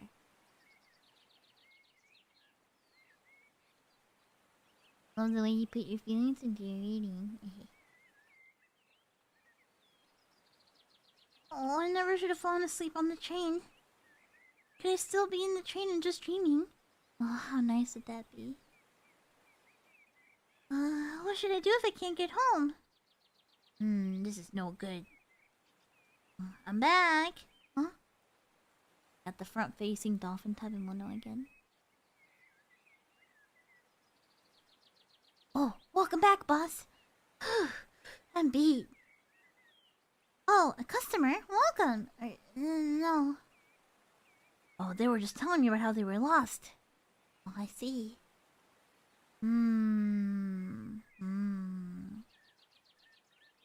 That's a ghost. Huh?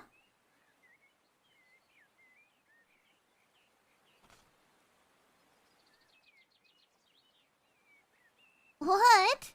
I'm dead? No, I wouldn't jump to conclusions. But you at least look like a ghost to me. Let's see, how to spot a ghost.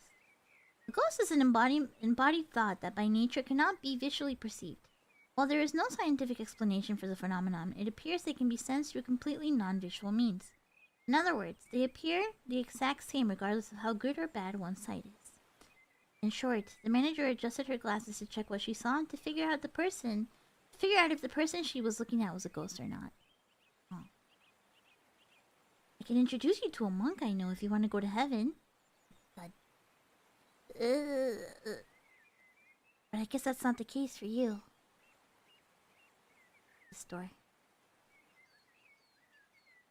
They're at the store. That's what it's called. They're at the store. Well, you'd probably be best off asking about a ghost. Asking a ghost about ghost stuff. Leonard, take him to the haunted spot nearby. What? Okay.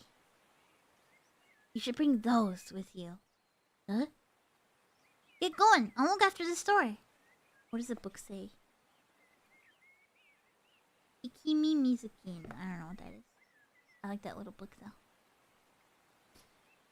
Sorry for all the trouble. Well, work's been really slow.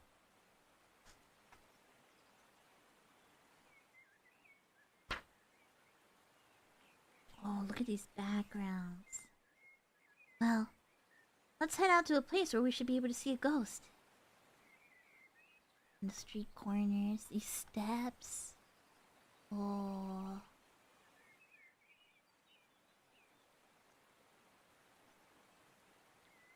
I kind of have a tough time with haunted spots though. They're scary.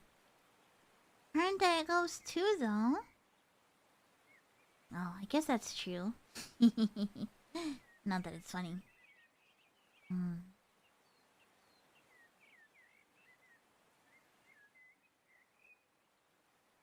I wonder if these parts... I wonder if these were like drawn in English or if they got translated. I think it's a little bit of both.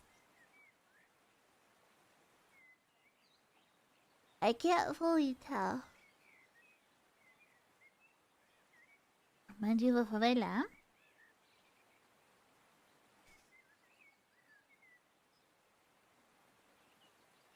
It's a really nice art style, huh? We're here. Boom. People call this the scariest place in the prefecture. They say this grave is haunted. Foundation. It really looks like a ghost lives here. Gulp. Is this gonna work?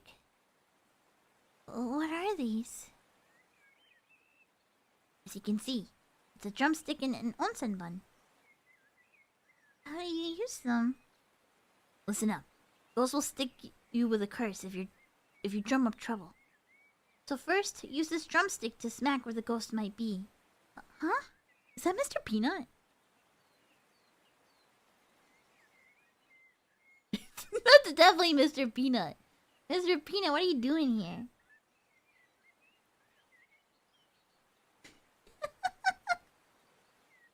Mr. Peanut, what are you doing here? If the ghost gets mad and appears, offer it the bun as soon as you can to pacify it. Take advantage of the fact that offerings put ghosts in a good mood. Carrot and stick approaches are all about the timing, you see. Well, I just have to try it. What? You're trying it? This is a life and death issue. Bang, bang.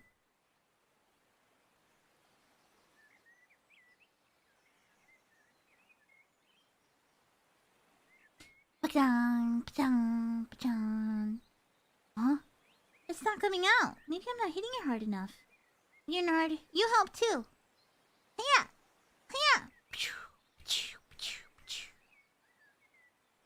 Gods, Buddhas, please forgive me. Cut that out. That's not just loud, it hurts too. Ooh. Ah, they really appeared. That's a little ghost. I like it. That's cute.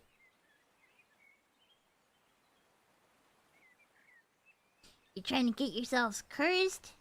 Oh, no, not at all. We were just making an offering and playing the rhythm for a requiem, you see. Asa, Asa, Asa, Asa. Cute. John, there's the onsen bun. Oh, right, yeah. Oh, great. Nice picture of the shrine. I like the ghost too, it's really cute.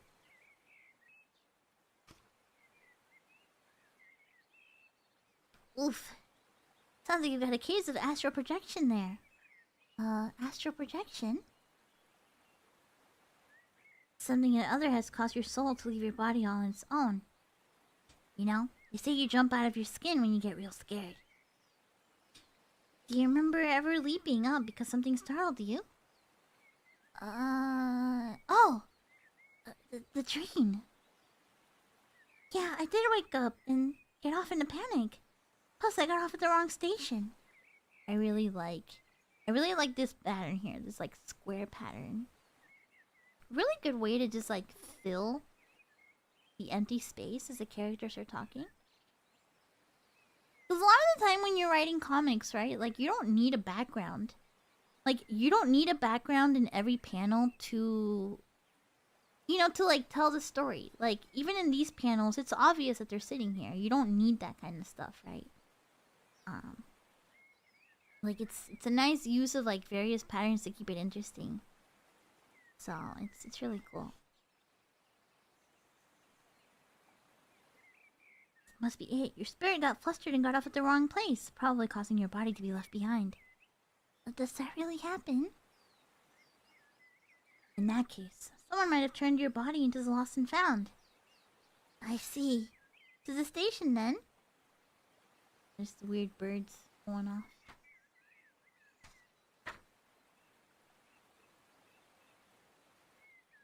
And there they are. Thanks a lot. Sorry about being so rough when we summoned you. It's fine. Thanks for the bun. Bye. Look at them. There they go back in the neighborhood. I want to say that the lost and found was in the back of the freight terminal. I forgot an umbrella once, so I remember going there. An umbrella? I don't think I'd ever go to get an umbrella back. I get the cheap plastic ones. Don't you think see-through plastic umbrellas are cool? It's still bright above you whenever you're under one. I've always thought they're cool. I like those cheap plastic umbrellas. But I tried finding some in the States, you know, thinking that they're cool. But the only clear umbrellas like that you ever find in the US are like, they're like weirdly balloon shaped. Like for some reason you can't just find a clear plastic umbrella in the States very easily. I don't know why. I don't know why.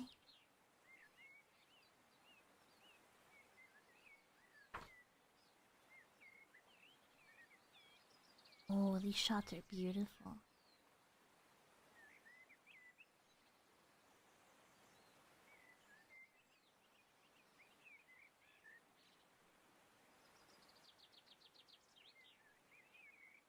Freight trains are so big up close. Oh, this way. Lost and found desk this way. There. These are such beautiful shots. There's the Lost and Found Center. It's this guy again. Lose something. I'm here because I left my body on the train. Do you know the time and line of your train? It was the last southbound train that goes through the station. Front shopping arcade station. Alright then, please wait a moment. I'll go check if anyone's turned it in. Achha.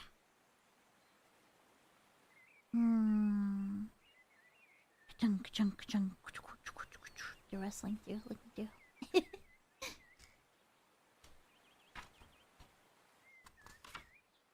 Holy shit, look at these panels. Look at these. Sekisake. Oblivion. Oblivion 2006 Spring. What?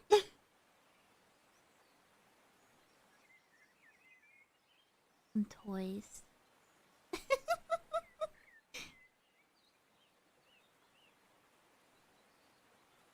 This is amazing. These are all lost items. All of this is piled up over years. It's unbelievable when you look at it like this. Oh. Is that when Oblivion came out? Yeah, it lines up. That's so funny. There's a copy of Oblivion lost and found.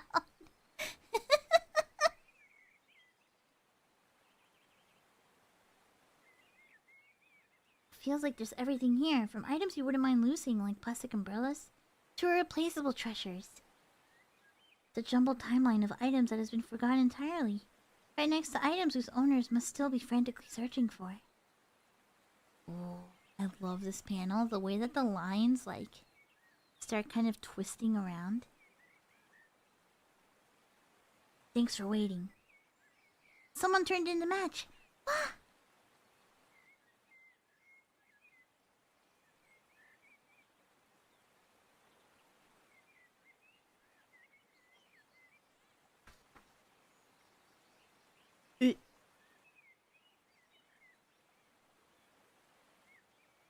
Take a look.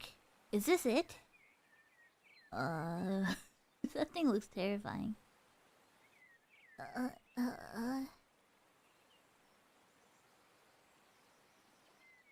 This is the only lost body we have. This? You never know. That could be what your body looks like without its soul. I guess I'll try wearing it.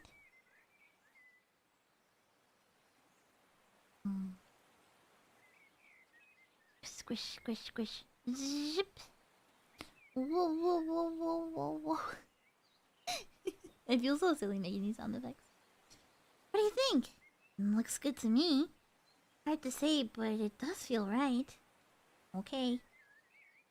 Ding dong dong dong. The first train of the day is about to arrive. Ah, so it's that time already? I need to go. Well, I guess the train is here.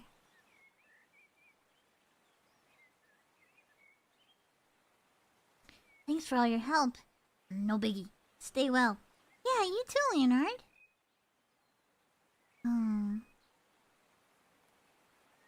Rustle, rustle, rustle, rustle, rustle. Oh, right. Take this. A parting gift from me. What? It's a kitchen timer. The perfect wake-up alarm for when you sleep on the train. Ring. Leonard. That does seem kind of like a nice thing to have when you fall asleep on the train. A little kitchen timer. Take good care of yourself. And I mean that in more ways than one. Yeah.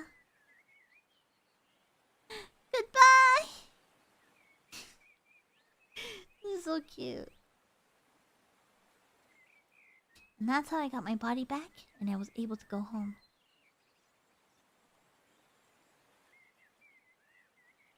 Oh.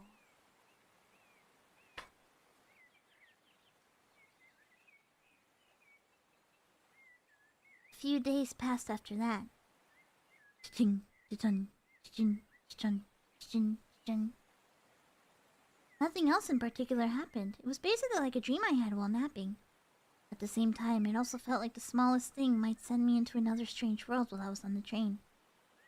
Thankfully I have a kitchen timer. You were writing the... Oh, hold on. I gotta do the thing. You are riding the Denin Toshi line, bound for Chulorinkan. Next stop, station front shopping arcade. Ah!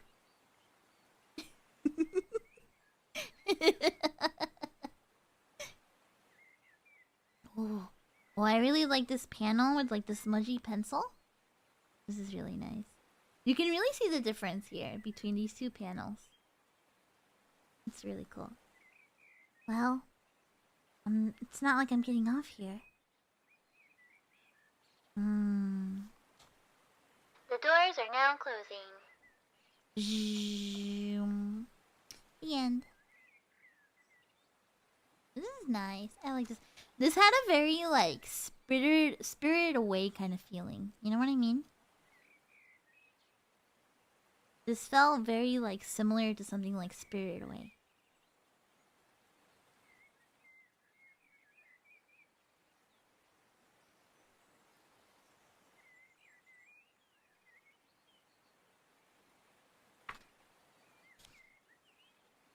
Let me skip through a little bit and see which other ones we can read.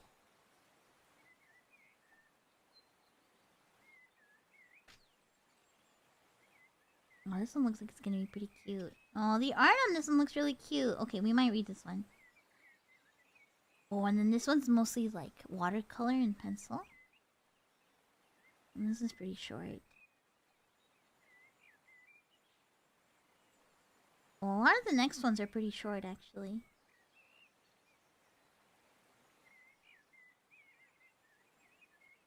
Oh, it's so hard. I want to read all of these.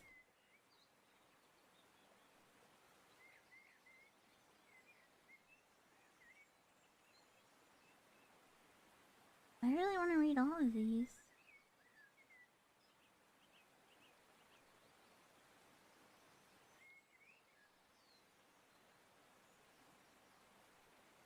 I like how there's a lot of little dolphins here, you know? Yeah, I gotta keep an eye on my schedule, yeah.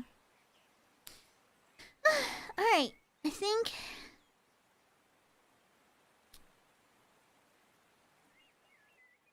we should go ahead and read Guabano Holiday. Let me go pee really quick. And then let me bring it up on screen, okay? So, hold on. I'm gonna go pee super quick. I'll be back. I'll be back.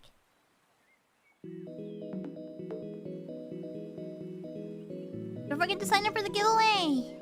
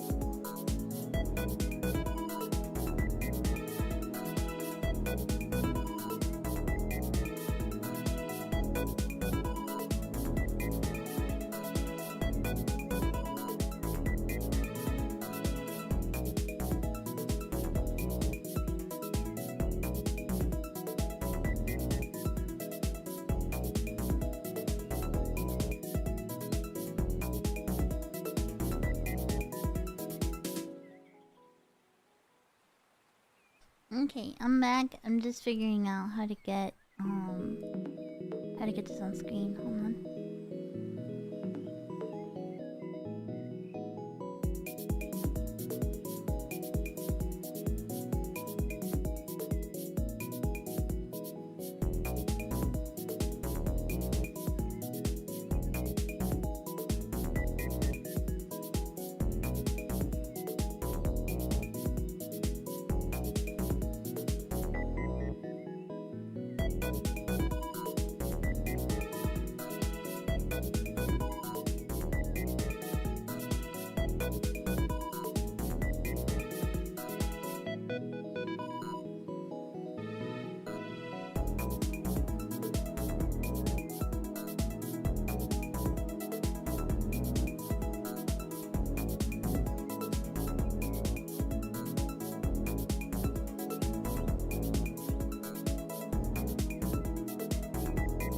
How do I get this on screen?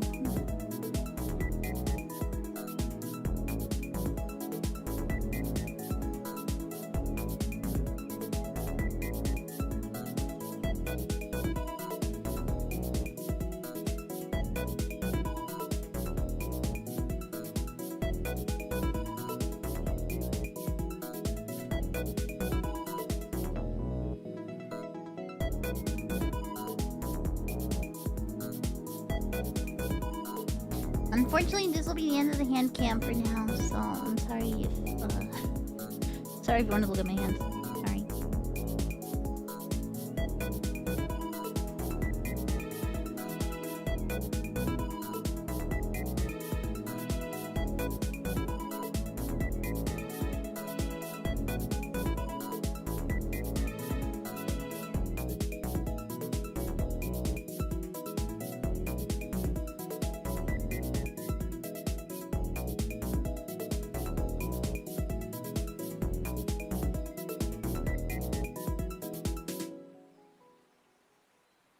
Alright, I am back.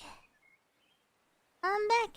And I've got here a digital version of Guabano Holiday, another book by Panpanya. This is a newer one. Like I said earlier at the beginning of the stream, Invitation from a Crab was one of their books from what are their books? What are their second books from 2014? This one is from 2019, so it's a little newer. It's a little newer here.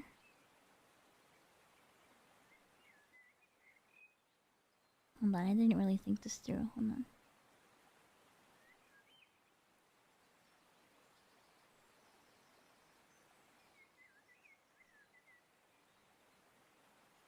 Pre-pandemic literature. That's a funny way to say it. And I zoom in a bit. There we go. This is what the cover looks like. Right here.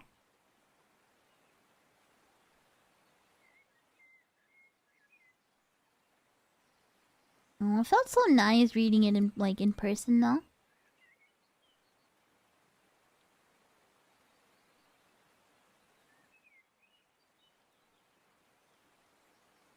There's a table of contents. It's also a lot of little ones. So I think I'd like to read the Guabano Holiday, especially since it's so long. I'll probably read that main one. We can look at the other ones really quick.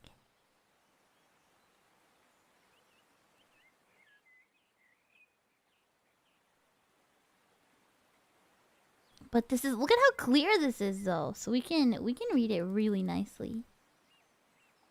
See? Now you can read it super clearly. This is very nice. And nice and crisp, huh? This is, once again, thank you to DENPA for supplying this for me. They gave me an ebook copy of this one. And it's nice to have both. It's really nice to have both, actually. Dempa's been great. Thank you so much again. Thank you so much. Thank you guys for letting me do this kind of stream as well. it's nice to try something a little different. You know, I've never done like a reading stream like this. But it's actually, I gotta say, it's actually really enjoyable. It's actually really nice.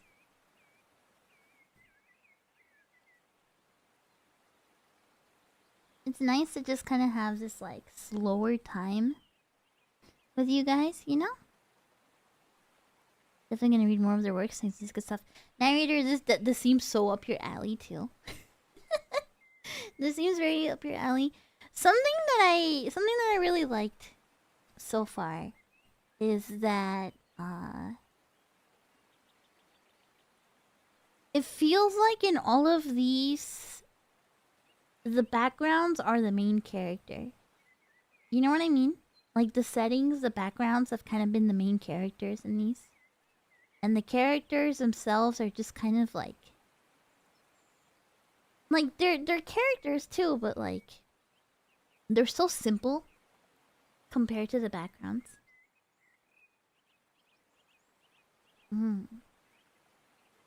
Everything else seems to really take focus. I really like it. Building a house. We're at the bookstore. The magazines. The inaugural issue. What's this? Let's see. Collect the parts that come with each issue. Collect the parts that come with each issue and build a house. Really? This inaugural issue comes with a doorbell and costs 190 yen. Now that's marketing. It does look like it's selling well, though. Are people really that into building homes? Maybe they just want the doorbell. I ended up buying an issue too. I'm kind of investing in my curiosity. Whoa. It ends up being a pretty impressive house. The ideal home built by you. Flip, flip, flip. Hey, that's pretty practical too. Introduction to property tax. Flip, flip, flip, flip. Bing bong. When you think about it though, it's not like a home is made out of a collection of individual parts like this. What a ridiculous idea. I'd spot new issues at the bookstore every now and then.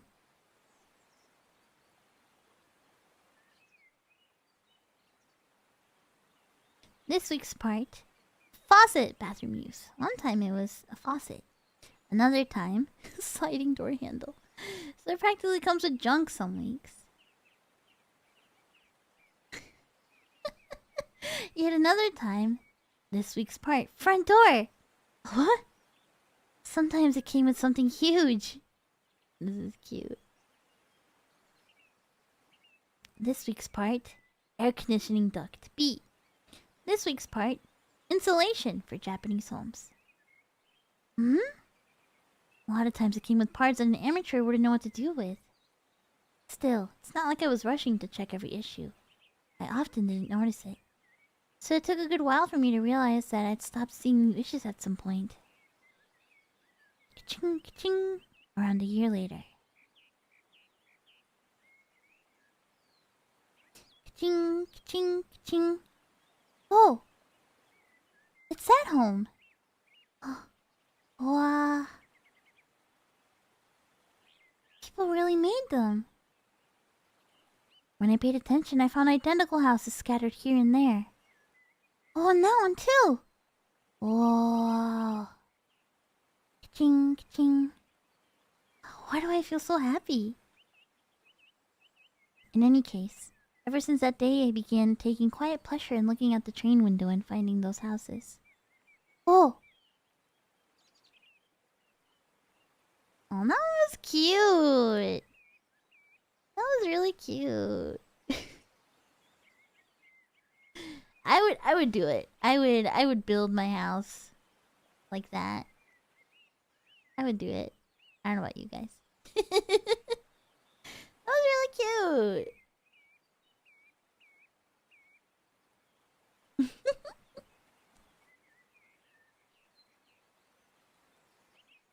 Alright, this one is the mechanism of homework. I like how this one is like thick brush strokes from like an ink brush. Like an ink marker. This one's really, really chunky. I like this.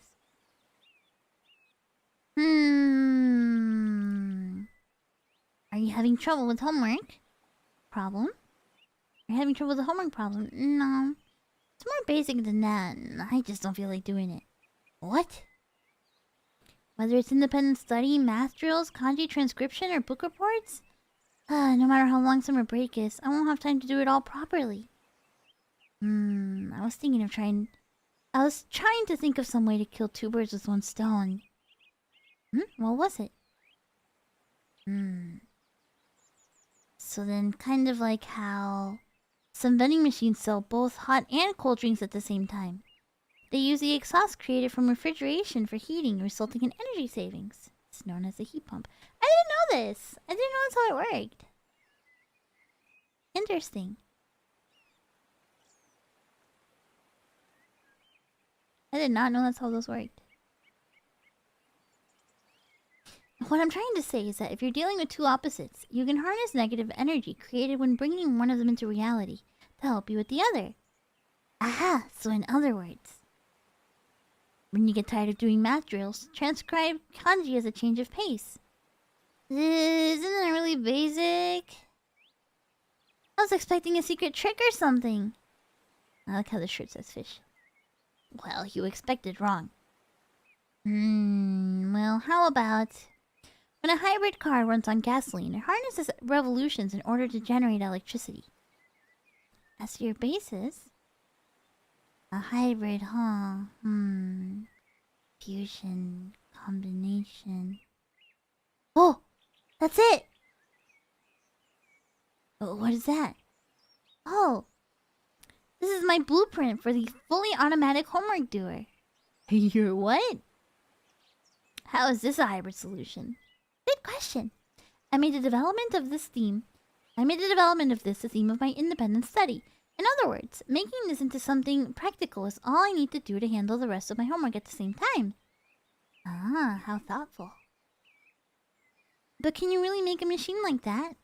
Another good question. I essentially just need to replace the thoughts in my head with physical objects. For example, I can do addition and subtraction with my fingers, right? And this is the machine that does that. You work fast. If I press 2, then... Boing! Oh, wow. This is silly. This is pretty simple on its own, but... Kshing, kshing, kshing. So, +2, +3, +1, and... It can support big numbers if you combine it with hands for tens and hundreds. For example, hundreds. That's 2. Tens. And 6. Ones. 4. Answer is 264. While each individual device may work in a simple way, combining them as parts allows them to handle even more complicated math drills. There's a page turner. A two-writer. I see. Anyway, I'm out of rubber bands and bamboo sticks. I'm going shopping, okay? I'll see you later. Choop, choop, choop, choop. A week later. This one's so silly. The math devices what I'm making to make my homework.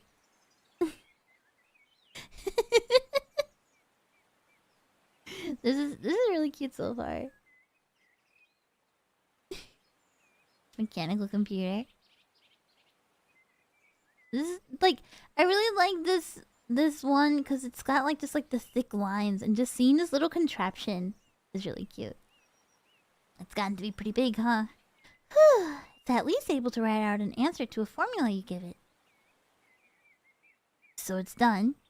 No, the problem is that I can't create a device for input. It's harder than you think to read a question, print it on a piece of paper, and turn it into mechanical actions. It's so easy when humans do it, though. Right now, I only have a handmade calculator. I can't fully call it automatic. This is an independent study, so I want to focus on that. Uh-huh. In that case, you should consider why it's so easy for a human, yet so hard for a machine. That's because humans can read numbers and machines can't, right? It just comes down to having eyes and a brain. And that's right. In other words, you can solve this if it had eyes and a brain. Okay, maybe. But how am I supposed to create something like that? A living creation. A living creature. I really like the backwards baseball hat. It's really cute. Why didn't I ever realize something this simple? Cheep, cheep, cheep, cheep. I just need to capture a living creature with eyes and a brain and have them operate the machine.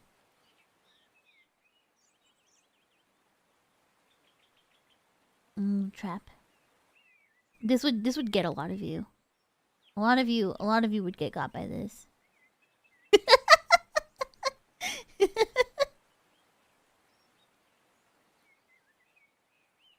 What are you going after? Shh.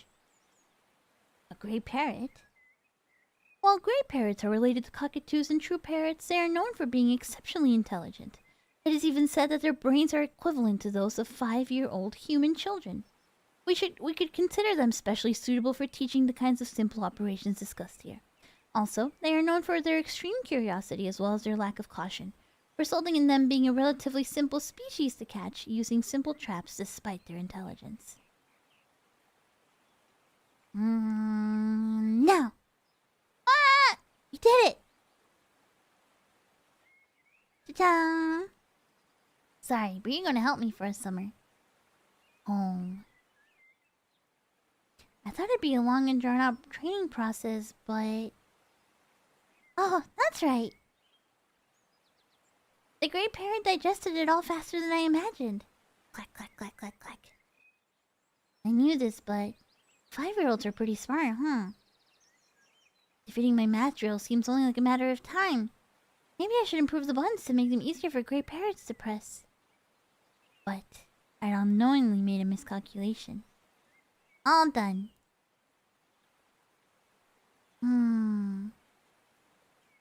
The gray parrot ended up learning Japanese over the course of our training. How is it? I'd realized I'd forgotten all about the fact that another thing that 5-year-olds and human gray parrots share in common is the ability to speak. Yep, perfect. Really impressive. Hooray!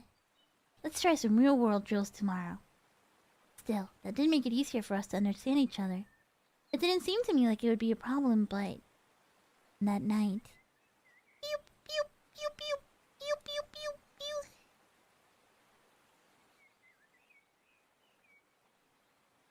Pew, pew. Are those parrots singing? Oh. Pew, pew, pew.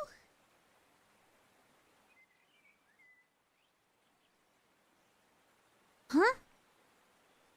What? Oh, allow me to introduce you to my parents. Cute. It seems they've come here after my sudden disappearance, and they were worried about me. Oh, don't worry. I've just explained the circumstances to them. Whatever the circumstances, I've more or less abducted him out of my own self-interest.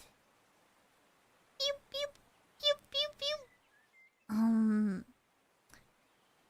I know this is sudden, but I was actually wondering if you'd allow us to have this math machine. Huh? Our family's in the agriculture business. It'll soon be the busiest time of year, and we're always up to our beaks with accounting work. We'd be able to greatly make life easier if we had this machine. And I now have the ability to operate it. I'll complete your math drills, of course. I didn't know how to bring up this subject, but my parents were just so happy when I told them. Consider it as payment for all my work. What do you think? Look at him. Oh man. How can I say no to that?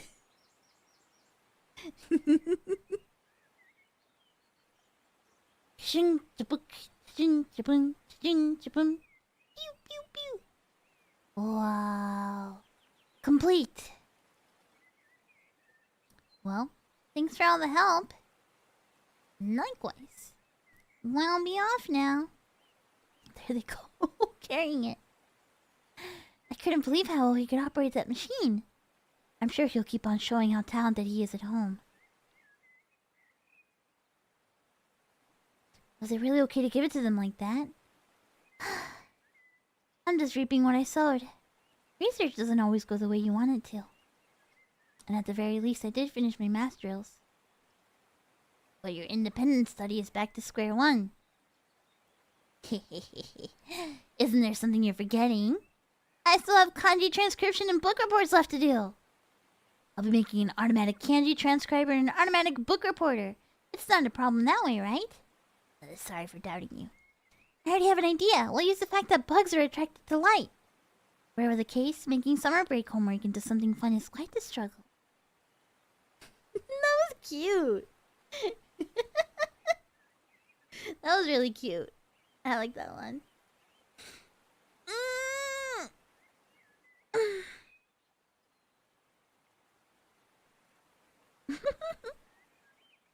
That was really cute. That was a lot sillier than like the other ones. That was really adorable.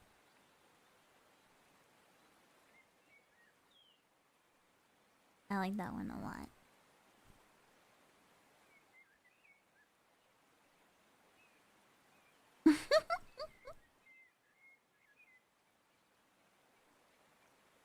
Anyway, it's pretty obvious now, but I'm gonna have to cancel Anime Club for tonight. I think I want to read the Guabano Holiday segment, and then we will draw the giveaway winners, and then that'll be the stream.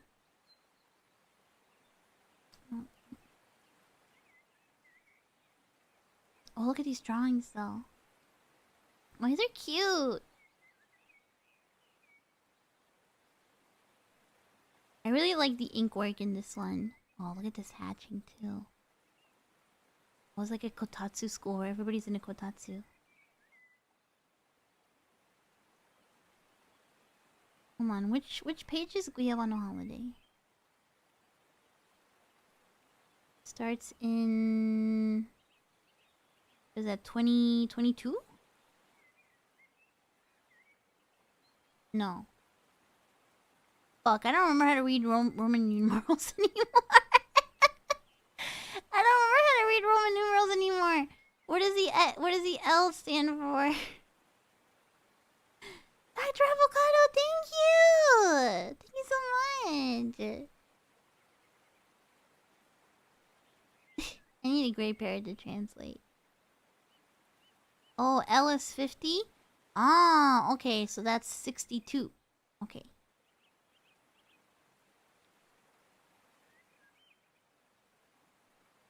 Oh, hold on. This one's all done in pencil. I like how clearly you can tell what's pencil and what's ink in these ones. Oh, Leonard is back. I guess they live together now. Oh, these are all done in like pencil and watercolor.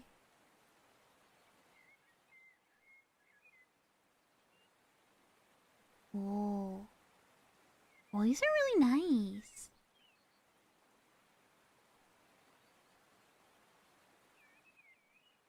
I noticed the backgrounds have gotten a little simpler. But they still feel very, like, dreamlike.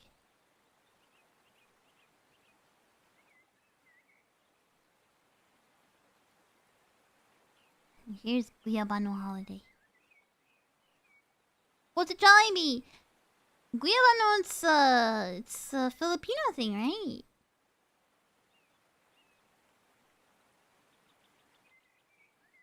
I want to read the thing that goes before it, though. On the timeline of dreams. Sometimes when I think back to a dream, even one I had in the morning, I get the feeling that so much time has passed since then that it couldn't possibly have taken place that morning. Dreams from a night before can feel like something in the distant past, and dreams in the distant past can still feel so fresh and vibrant that they seem to have happened yesterday. What one sees in a dream doesn't always match up with the timeline of reality. It can sometimes be hard to tell which is older, the dream you had yesterday or the dream you had the day before. The timeline that dreams exist on may originate in the age of your memories that they're based upon. Could dreams be a kind of remembering? I think that the experiences we have in dreams might be just about equivalent to those we have in real life. But because time in dreams is created from memories, the sense of time we have while dreaming is unrelated to the sense of it we have in real life. Time might jump, or time might stop. Being asleep dramatically changes one's sense of time. Our sense of time in the real world stops as a memory time begins. The reason we may not be able to immediately recall a dream we had right before waking up is because the timeline has suddenly shifted. You may think that something happened only a moment ago, but in fact it may have happened 30 days ago, 1 month ago, or even 10 years ago. We may think that time flows evenly throughout the world, but dreams let us know that in fact, time is nothing more than one function of our minds. May 27th, 2010. Interesting.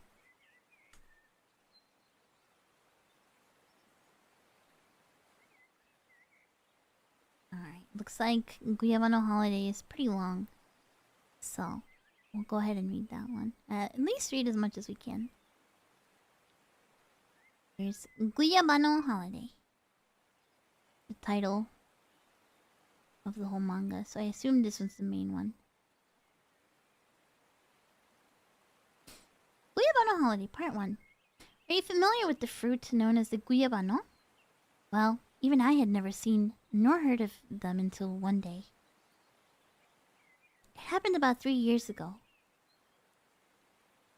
Oh, they're in Osaka. Ameyoko.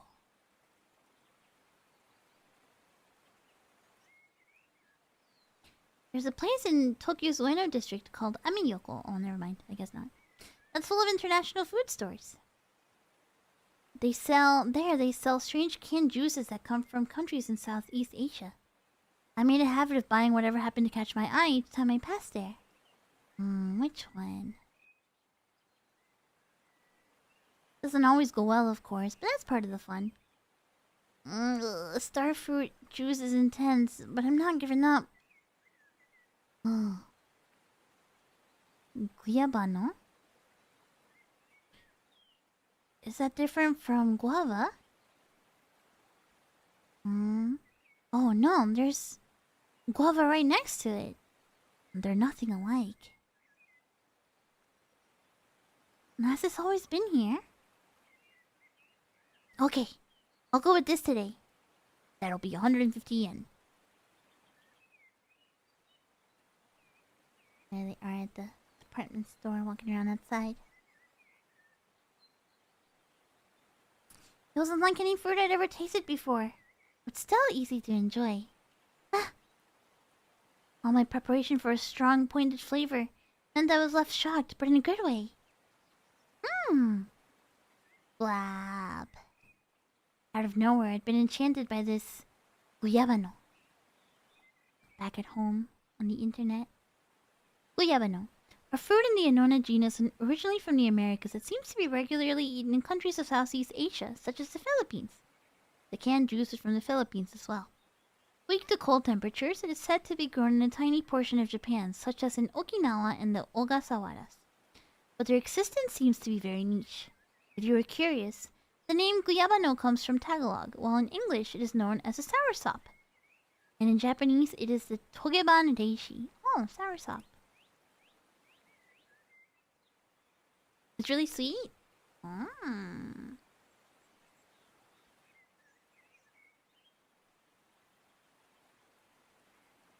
What do you mean you don't believe fruit are real? Is it the same as guayaba, no? I don't know. I'm not sure. That's what I thought too.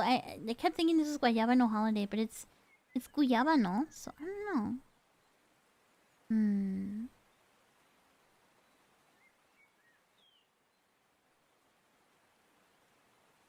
I soon realized that getting my hands on a raw Guyabano in Japan wouldn't be realistic. I guess that makes sense. I'd never seen or heard of them before. Though I found a few online shops that showed signs of its selling in dried form in the past. They were all like this. Sold out. Next restock unknown. Maybe it was a miracle that I even came across this juice. I then became a repeat Guyabano juice customer. But after a number of additional trips to Ameyoko... The Guyabano's gone! Huh? Why? Oh, that, not sure why, but it hasn't come in for months. Not sure if we're getting more either. What? The meager thread connecting me to Guyabanos had been severed just like that. And that's what happened. Spring 2017. Aha! This guy again. Then why not just go to the Philippines?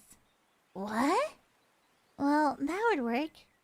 But going on a trip just for some fruit seems like a lot. I mean, it's not the first time. This is reminding me of the pineapple story. This is reminding me of the pineapple story already. And I've never even left the country before. Ah, what a coincidence. I was thinking about how much I wanted to go to the Philippines on my own. I was just in the middle of planning it out. Why don't you join me? I'll help out. What? This is really sudden. I do speak 10 languages. I can't read these. Yo puedo hablar 10 idiomas, ¿sí? This might have been my chance. Guyabanos had floated into my life one day, then floated out of it just as suddenly. But that thread still hadn't been cut. Fate has lined it all up for me so perfectly. It almost sounds like a made-up story. But this is reality. I should take my chances. I'm looking forward to it. Handshake. Whoa. And so, I would go to the Philippines in search of Guyabanos. Guabano Holiday, Part 2. It's about 3,000 kilometers from Tokyo, Narita, to the Philippines, Cebu. And there's a time difference of 1 hour between the two. We arrived at Mactan Cebu International Airport after about 5 hours in the air. That's not far at all. That's not very far either. Oh, they're the same thing? Guyabano and Guayabano? Interesting. Interesting.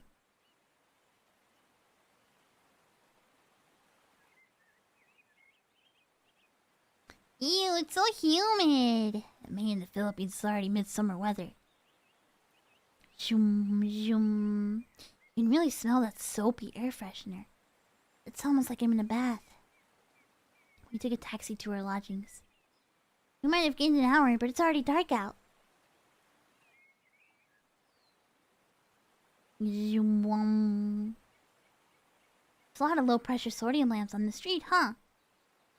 It kind of feels retro. Low-pressure sodium lamps.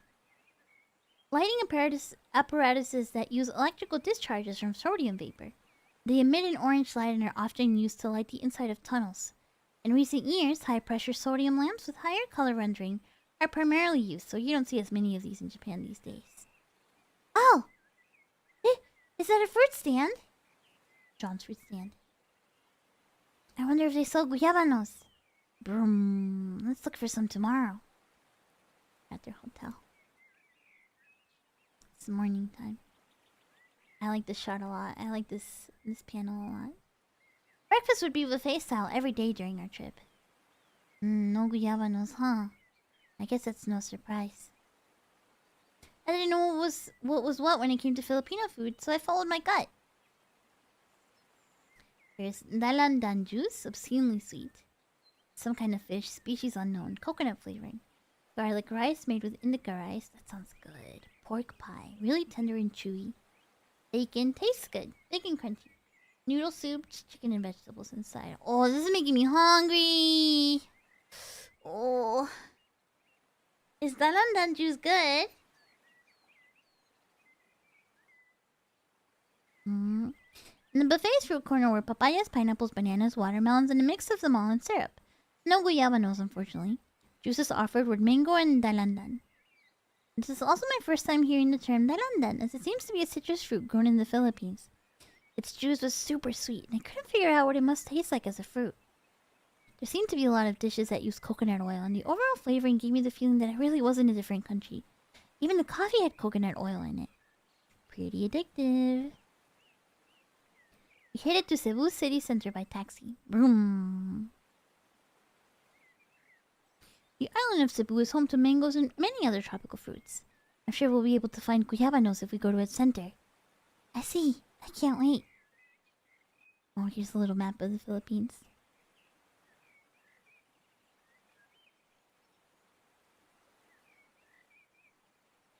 Vroom. I was thinking this yesterday too, but they drive pretty rough here. Cebu is in the Philippines' ninth largest island with an area of 4,468 square kilometers, about the size of Kyoto Prefecture. The island is thin and long, and the city of Cebu, the island's largest city, is located in its center. Cebu is also known as the Philippines' oldest city, and is where Magellan arrived in 1521. Our plans were to check out the surrounding areas as well, but we assumed that we'd have the best luck looking for guyabanos here. Closer to metropolitan Cebu is Mactan Island, where the international airport is located. 2 large bridges connected to the city and act as both a hub to the country as well as a resort area. We also stayed in this area. I like the pictures. It's like half pictures here and half ink. I wonder if they actually went to the Philippines for this. The streets we took there felt like bustling rural Asian streets. There are many interesting stores lining the roads. I see a lot of pots there. I wonder what they sell. It's probably not a hot pot place. Oh, are those used clothes? Whoa. They all drew my interest, but we wouldn't be able to stop by every single one of them, even if we had all the time in the world. At the end of the day, guyabanos came first.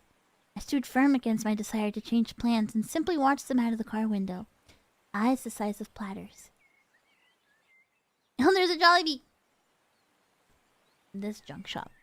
A junk shop contains stacks of scrap iron and plastic bottles. Family shop that seems to be the midpoint between a drugstore and a penny candy stop. We saw many stores like that one. Zoom. There's a Jollibee. Jollibee? Is that fast food? Zoom. Saw a number of these, but we didn't get the chance to go. I really regret it now. Other things that caught my eyes through the car window. Advertisement banners for cell phone servers or maybe internet connections. They were made of a canopy-like material and posted all over. There seemed to be banners for lots of different companies, but I feel like I saw the ad for 1 gigabyte all over the place. Pedestrian warning. The shape of the person on these is cute. Mysterious tree. There seemed to be massive fruits growing directly from the tree's trunk. By the time I noticed, we had already passed, and I never got a chance to see another one. Maybe I saw it wrong, I wondered, but later I learned what it really was. Traffic signals. With countdown signs. Interesting. We're here. Ka-ching. Hello? Oh, stop. What? It's the city center. No way! Stray dogs! I like this drawing of the dogs. They look like little sheep.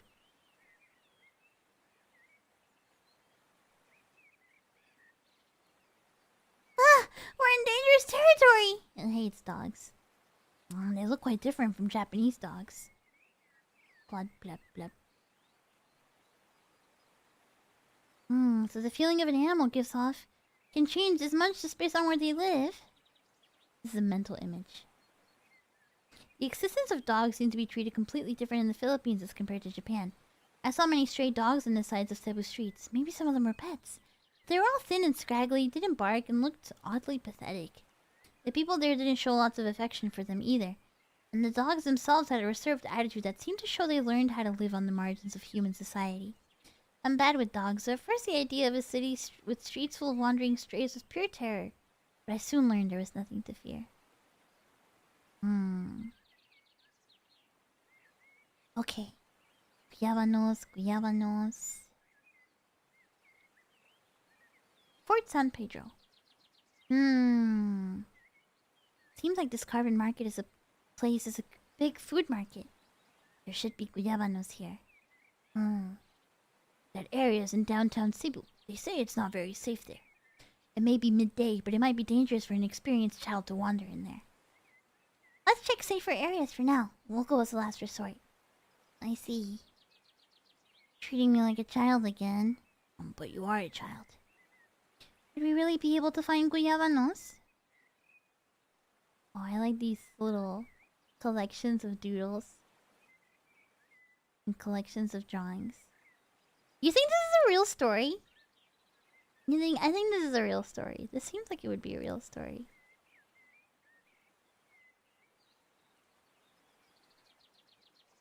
I really like. It's really interesting seeing like the initial, like drawings from the first one that we were looking at, right? The invitation from a crab, and like seeing how it was like a lot of thin lines, a lot of like hatching, like cross hatching, thin lines, pencil work. This one feels like almost a little journal of a real vacation, you know? It's really cool seeing how thick the lines are and everything here. I have a lot of markers that like do thick lines like this, so I don't know, it has a really nice feeling, you know?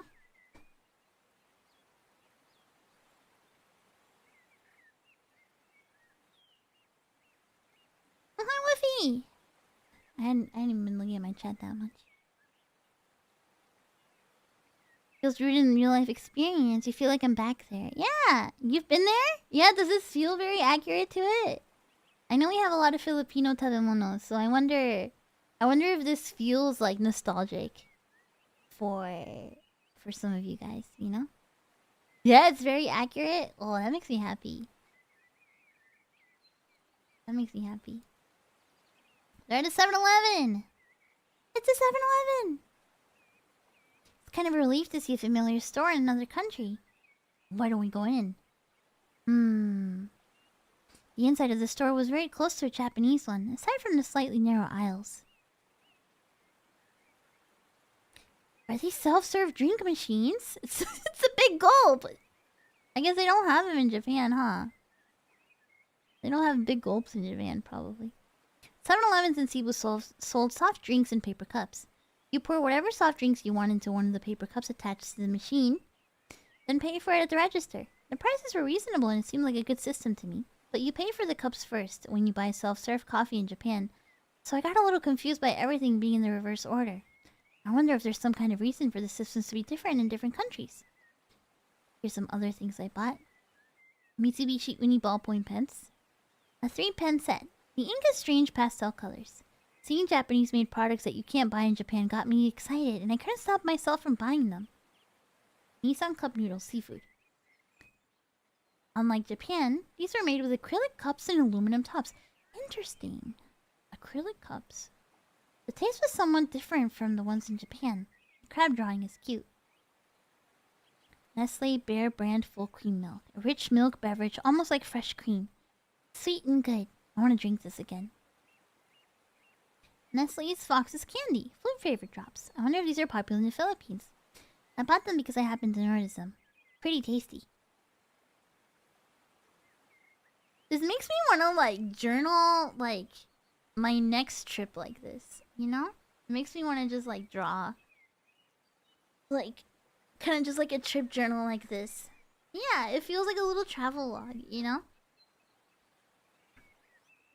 I thought they might at least have guyabano juice. Feel like stores with a more local flavor would be more likely to have them. La Nueva Supermarket. Oh, there's a supermarket. Going in. I wonder if there's like an Ito Yokado or an Inagaya. I guess these are Japanese supermarkets. Cool. They're saying something. Huh? No. No. What? They can't go in? Why? Huh?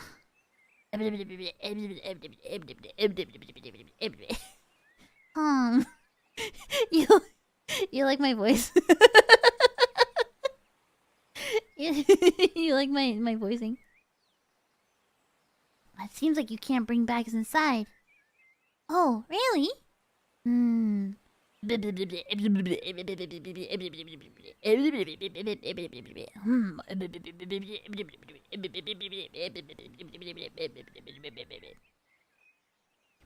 She said there's a place to put our belongings in the area. Huh? Where? Nowhere. Well, I'm sure there's other supermarkets. We only had so much time, so it didn't seem like a good idea to try to insist on going in here. we decided to try another store. Ultimately, this was the one chance we had all trip to go somewhere like a local supermarket. Thinking back on it, we should have just figured out a way to sneak in. It wasn't just here. Throughout Cebu, whether stores, hotels, or more, relatively more advanced facilities often had stricter security than they would in Japan, to a degree that almost seemed excessive. I assume it's a mix of safety, national character, and the level of service that the facilities want to provide. But this was one part that felt like a major difference from Japan. I really like these 3 strips right here. I really like these right here. These three at the bottom. They just have a really nice feeling of wandering around.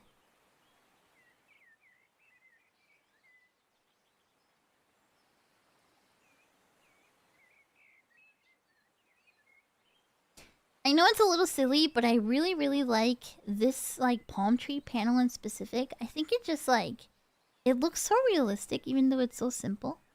You know?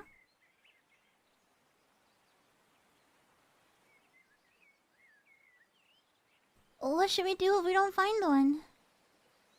That's it. Let's get a change of perspective and look for one while we're on a nice vehicle. Eh? Ta-da! Wow, what's this? A tricycle. You know, I noticed this, but have you noticed how, like, all the speech bubbles for this guy come from inside of his weird head? It's like his words are, like, seeping out. Very interesting. They all happen like that. Tricycle. Motorized bikes, passenger sidecars seen all around Cebu, particularly in Makitan. The fares are cheaper than taxis, and they are a form of transportation that locals are fond of. We'll have him drive as we search the streets. Woo!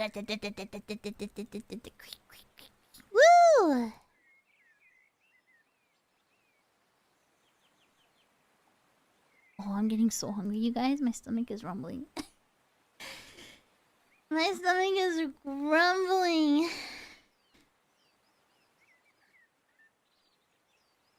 I'm not sure how much more there is. Seems like there's quite a bit of this, so I'll keep reading. What page are we on? We're on page 85 right now. So it's powered by a small motorcycle. Maybe a 125cc engine. How do I describe the passenger area? Everything about it felt handmade. On the floor.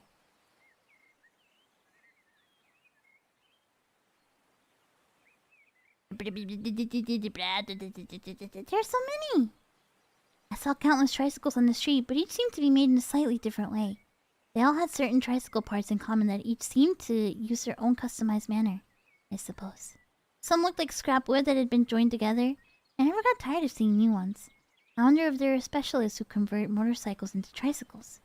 The exact definition of tricycle is still unknown to me, but I saw highly original 3-wheeled vehicles of all shapes and sizes on my trip. Some different ones. Man-powered cargo type.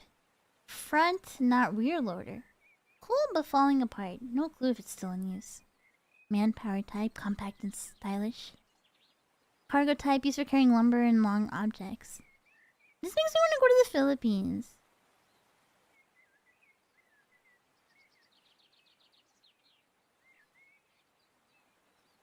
This is nice. Ooh, I like these speedy drawings going through. Ah, these are so nice. Look at this little dog! Look at the little dog right there! I really like this. I really like this. Squeak, squeak. Even though the cab was more or less open, I got a very different impression looking out of it compared to looking out of a taxi window. The sounds of the creaking tricycle, the blaring horns, momentary voices that soon grew distant. The smell in the air, so different from Japan. I'm not gonna lie, this is me anytime I go traveling. Where I'm like, wow, the air is different, the trees are different, the people are different, everything is different. This is me every time I go traveling. I really like noticing the differences in, like, the environment and everything, you know? Alleys, shacks, stalls. Stalls. Hmm? Huh? Hey! Those are guyabanos! Oh, stop, please! They're running. I like this little fish guy selling guyabanos. These? Guyabano?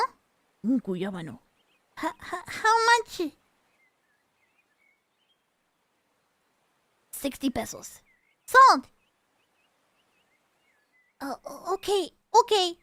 I am. Buy it now. No haggling. 60 pesos? That's like 150 yen! I'm buying it on the spot. If it's fine with you. He chose the right one for me. Ta-da! I love the actual, like, just PNG of a guyabano. No, 150 yen, that's like $1. That's like about $1. A very cheap fruit, it's like $1. Oh! I'm glad for you. Next time, the tasting. Guabano Holiday, sidebar 1. Oh, I gotta go soon. I wonder how much we have left. Hold on. Oh, we still have a bit left. I might not be able to finish this tonight. I'm sorry, guys. I might not be able to finish this tonight. I gotta get going real soon. I gotta get ready and make sure I can get to my movie. We'll read the sidebar and then we'll pick the giveaway winners. And then I think we'll end there. It'd be nice to do this again. It'd be nice to finish this again sometime, you know? Maybe next Sunday we can read the rest. Because I'm really having fun right now.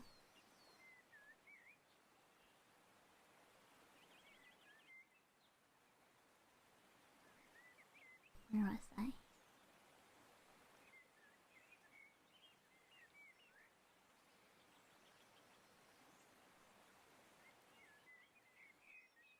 Wow. We were unable to even go out to the observation deck. The boat ride was relatively dull. There's a movie. Wow. Movie about a dog played on the monitors in the boat. I didn't understand the details as the screen was far from my seat. The fragments of voices I could hear were in a foreign language. But I could immediately tell it must have been a simple film. Touching story of a friendship between man and dog. I looked at the screen now and again during the ride, and despite how little information I could glean from the movie, I had this strange and interesting sense of understanding what was going on. It reminded me of the stray dogs I saw in Cebu.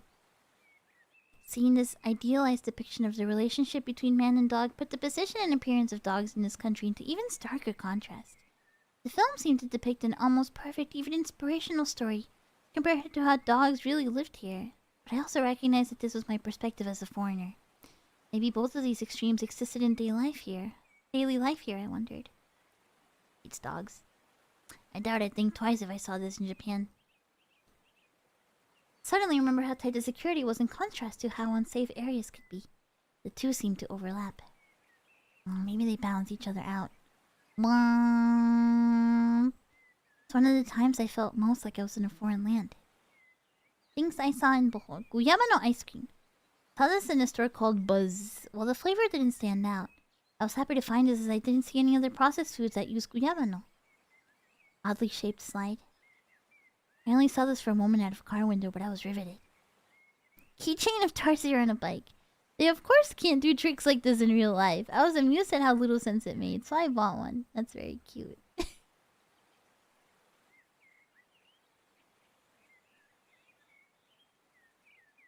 Guabano Holiday Sidebar 2. We went to see whale sharks in Osob. It's a town south of Cebu Island. It takes about 4 hours by car from Metro Cebu. I'm leaving at 5:30 a.m. We stopped briefly at a gas station on the way. A small store was attached to it. It's bigger. I guess it's bigger than a kiosk, smaller than a convenience store. Lion tiger, mosquito killer. It's a mosquito coil!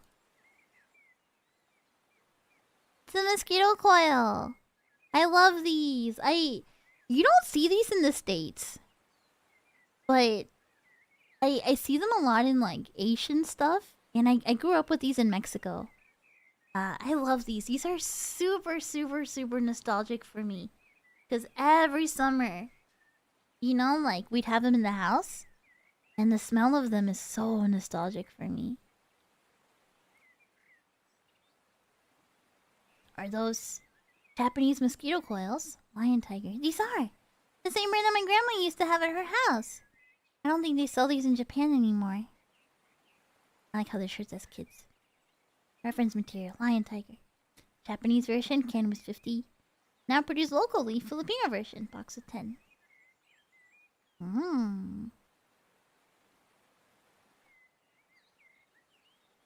As an aside, the whale sharks in Oslo were massive and kind. Oh, yeah, see, he is like a weird diver. I still remember the lion tiger packages I saw as a child because of how oddly striking they were. Maybe it was the impactful design and simple name? I thought these were products from a past Japan, so seeing that identical coils were still being sold and used in Civic was a shock. Could production have moved to the Philippines back when they used the same old designs? And that's what survived until now? Oh, I guess they're still being sold in Japan. Never thought mosquito coils would link my memories with a distant land. Oh. Oh, this is straight up just like a sketchbook scan. I love this. Wow, there's a little receipt there of sorts. A lot of little doodles. Mangrove. Wow. I don't think I'll have time to... Oh, maybe. Actually, maybe. Oh, this is really cute. Look at this.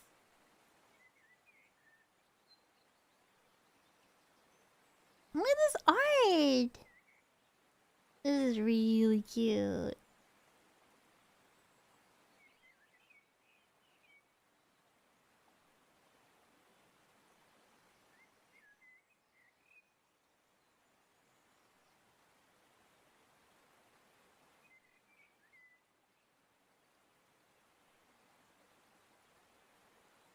We might have time to finish this, actually. If I read it quick, we might be able to.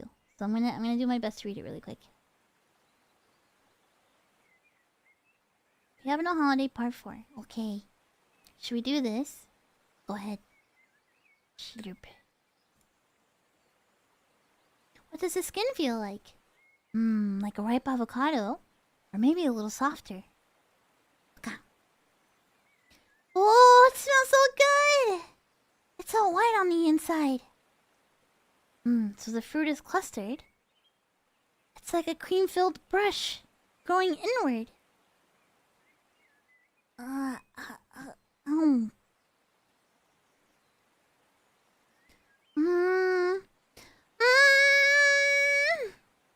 is it? It's good, of course. Just try some. Oh, can I? I'm just so overwhelmed. Now I know how faithful the juice was to this flavor. I see. It tastes well like... You called pineapple, yogurt, apple, banana, caterpiece? Kind of like the average of all these, but not quite. Well, that sounds really good. This sounds really good, actually. Munch, munch, but... My first impression upon eating a guyabano was that it tasted the same as the juice. Though it looked like the very image of an unknown tropical fruit, the flavor was just as easy to love as its juice. Not only was it sweet and acidic, it had a rich thickness to it without being overpowering or an acquired taste. A large portion of it was edible as well, which also made me happy. I think almost any Japanese person would like it, even if they're eating it for the very first time. The fruit as a whole was squishy, making me think that it might be overripe. But it was just right when I tried eating it. Inside the brush-shaped clusters of flesh were seeds about the size of what you'd find in a watermelon. Munch, munch, munch, munch. It is pretty fibrous. If I had to point out any negatives, it would have to be the texture. The flesh of the fruit is relatively fibrous, maybe close to the fiber found around mango seeds. While it's full of juice and has a thick mouthfeel, the fiber is hard to chew into pieces and stays in your mouth. It's unfortunate, especially considering how good it tastes. That said, I don't think opinion would be split on much else about the fruit, giving it a lot of potential. I guess this is why it's not on the level of top-class fruit like mangoes. All this juice though, so juicy! It's absolutely made for juicing. Now I understand why just the juice made it to Japan. Even the fact it's not perfect might be something to love about it. This is such a cute page. This is so cute.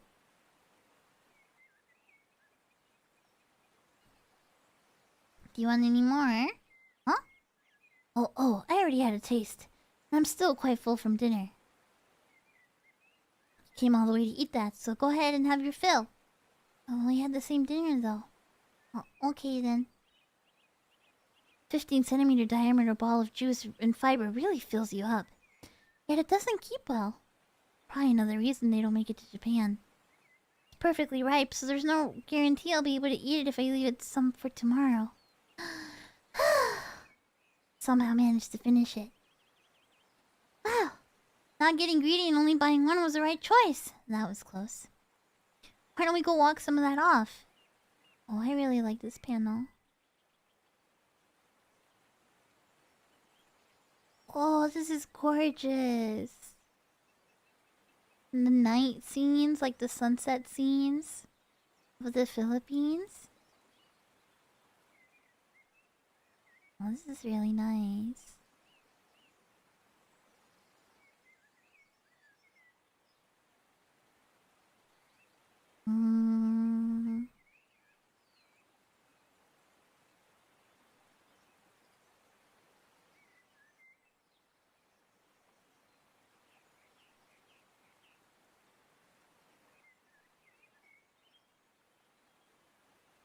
I wonder what those islands are on the other side. You can probably find them on the map. Dun dun dun dun dun. Strangely shaped boat making strange noises. Strangely shaped tree. I always thought you had to win the lottery to travel to another country. The thread between me and guyabanos that I thought had been severed in Japan brought me right back to them once I spent enough time reeling it in. Anything is possible if you try. Oh. My wish had been granted at last as night wore on in the Philippines. It's incredible.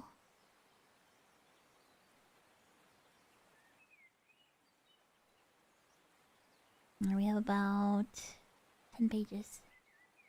Oh, I really gotta speed up here. Oh. Do you know what balut is? Broom, broom. Balut. It's a duck egg that's boiled right before hatching. It's famous as a grotesque-looking food. I'd known about it in advance. I've heard of it. It's a Filipino food, right? Cebu guide, Mr. E. Want to try one? They sell them around here. Huh? Sense of unease crossed my mind. My curiosity told me I had to take the chance. I hesitated, but 2 seconds later, of course, I'd like to try one. Boom! Take a good look at the sidewalk. Look for an old lady with a basket. That's a sign of a balut seller. Huh? Seems that there is good and bad balut to some degree. You don't want it to be cold when you're buying it. This, along with what our guide had just told us, seemed to be the key to finding good balut. It's popular food amongst locals, and it's said to be highly nutritious. But I also heard that you shouldn't eat multiple in one sitting. They tend to be in relatively dark areas, so keep your eyes sharp. Boom. Oh! Oh! Over there! Running over.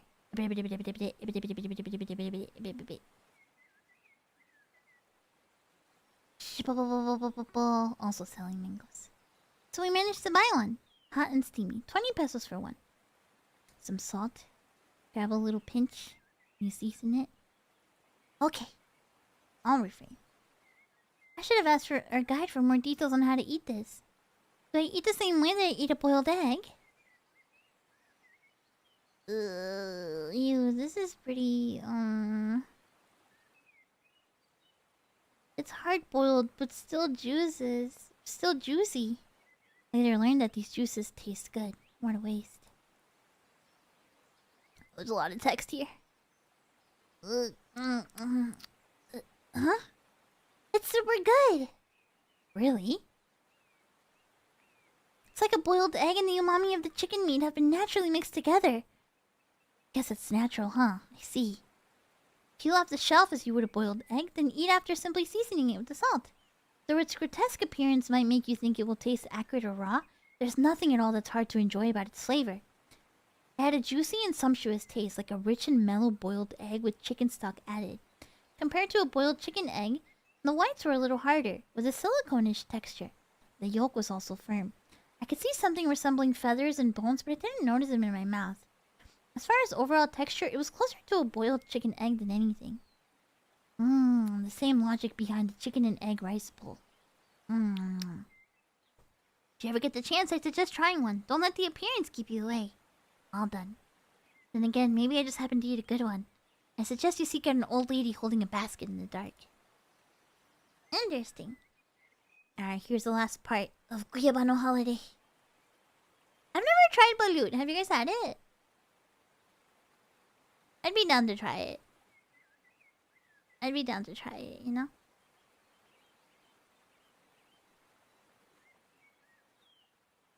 That's your issue? You didn't get it from an old lady in the dark? Well, now you know! Now you know! Guabano Holiday, Part 5. During my trip, I found people who spoke Japanese and asked them about guyabanos.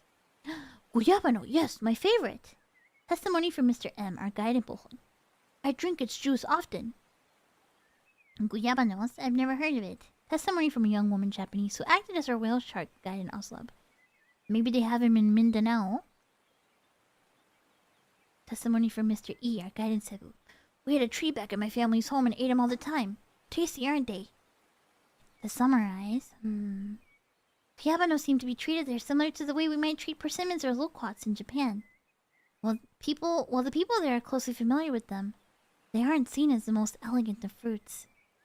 I also had one other plan. You can't bring raw guyabano fruits back into Japan. These kind of rules are set out in detail by the Plant Protection Division of Japan's Ministry of Agriculture. However, there is an exception for dried fruit. My plan was to bring dried guyabano, no longer available in the country, back with me. Dried guyabano? You sure not dried mango? I've never seen those before. I see. It was possible that the demand for dried guyabanos was low since it was so easy to get a raw one locally.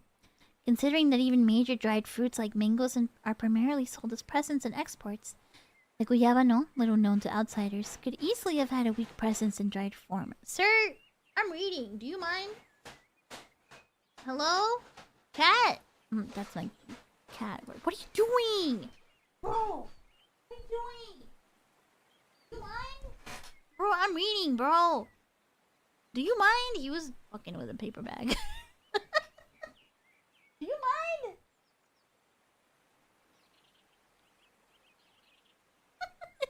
He's looking at me. Hold on, I'm almost done. I'm almost done, baby boy. You might sell them at the SM store. It's the biggest shopping mall in Cebu. The dried fruit section there is something else. They've got all kinds of stuff, so they might even have guyabanos. I'll take you by on the way back.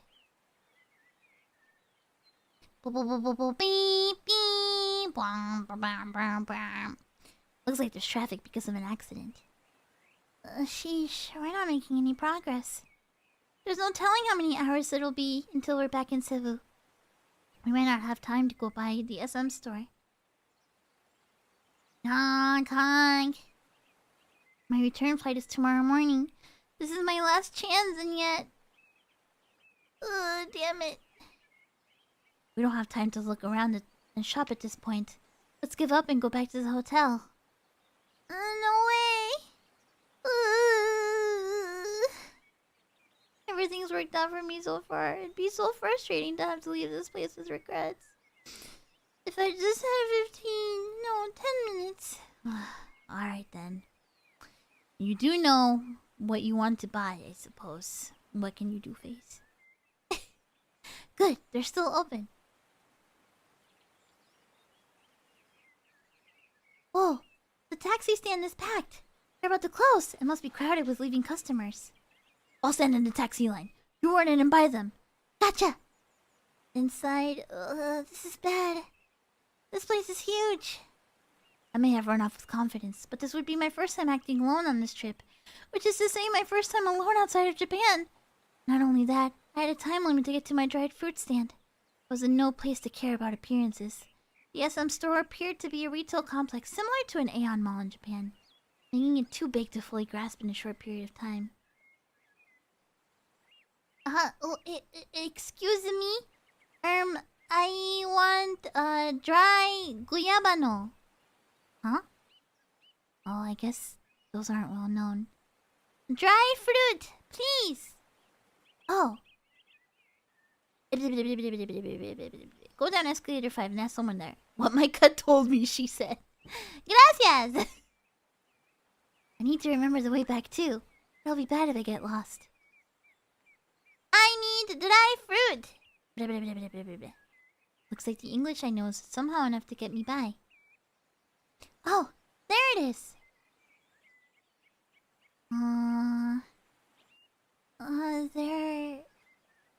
There isn't any. Dear God. Fine then. I'll just have to make the best of this. They did have some rare items, so I grabbed what I could, bought them, and headed back. This is what I bought.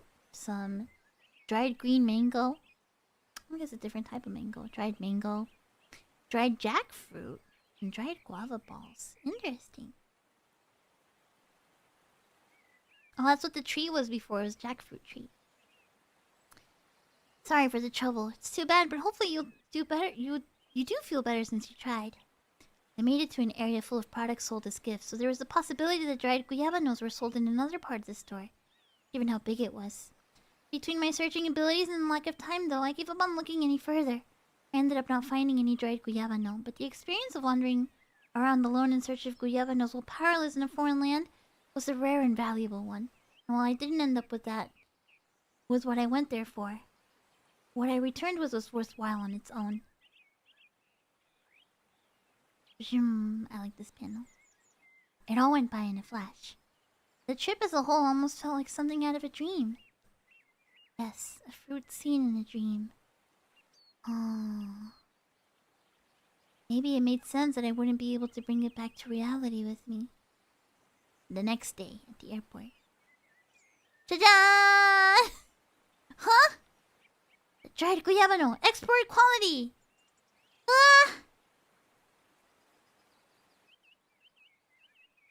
So of course, they were selling a mountain of them at the airport gift stand. I used up all my pesos! I'll go to the exchange. I bought as much as I could stuff into my bag. Half raw, moist, with a good mix of sweet. Oh. Fully dried.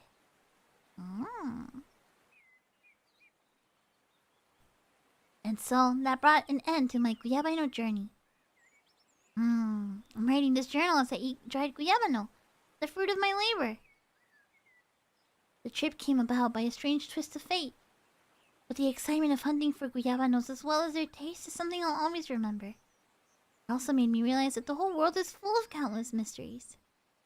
The call of guyabanos, that fascinating fruit. In any case, I sincerely hope that a day comes when they, by some chance, spread throughout Japan. And that is the end.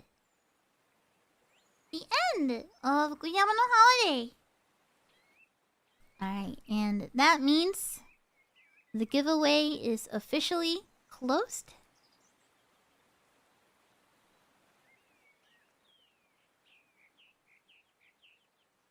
Let's pick a random number. We had 94 entries. 94 entries. That was really lovely. That was really nice. I really liked that. That was super nice.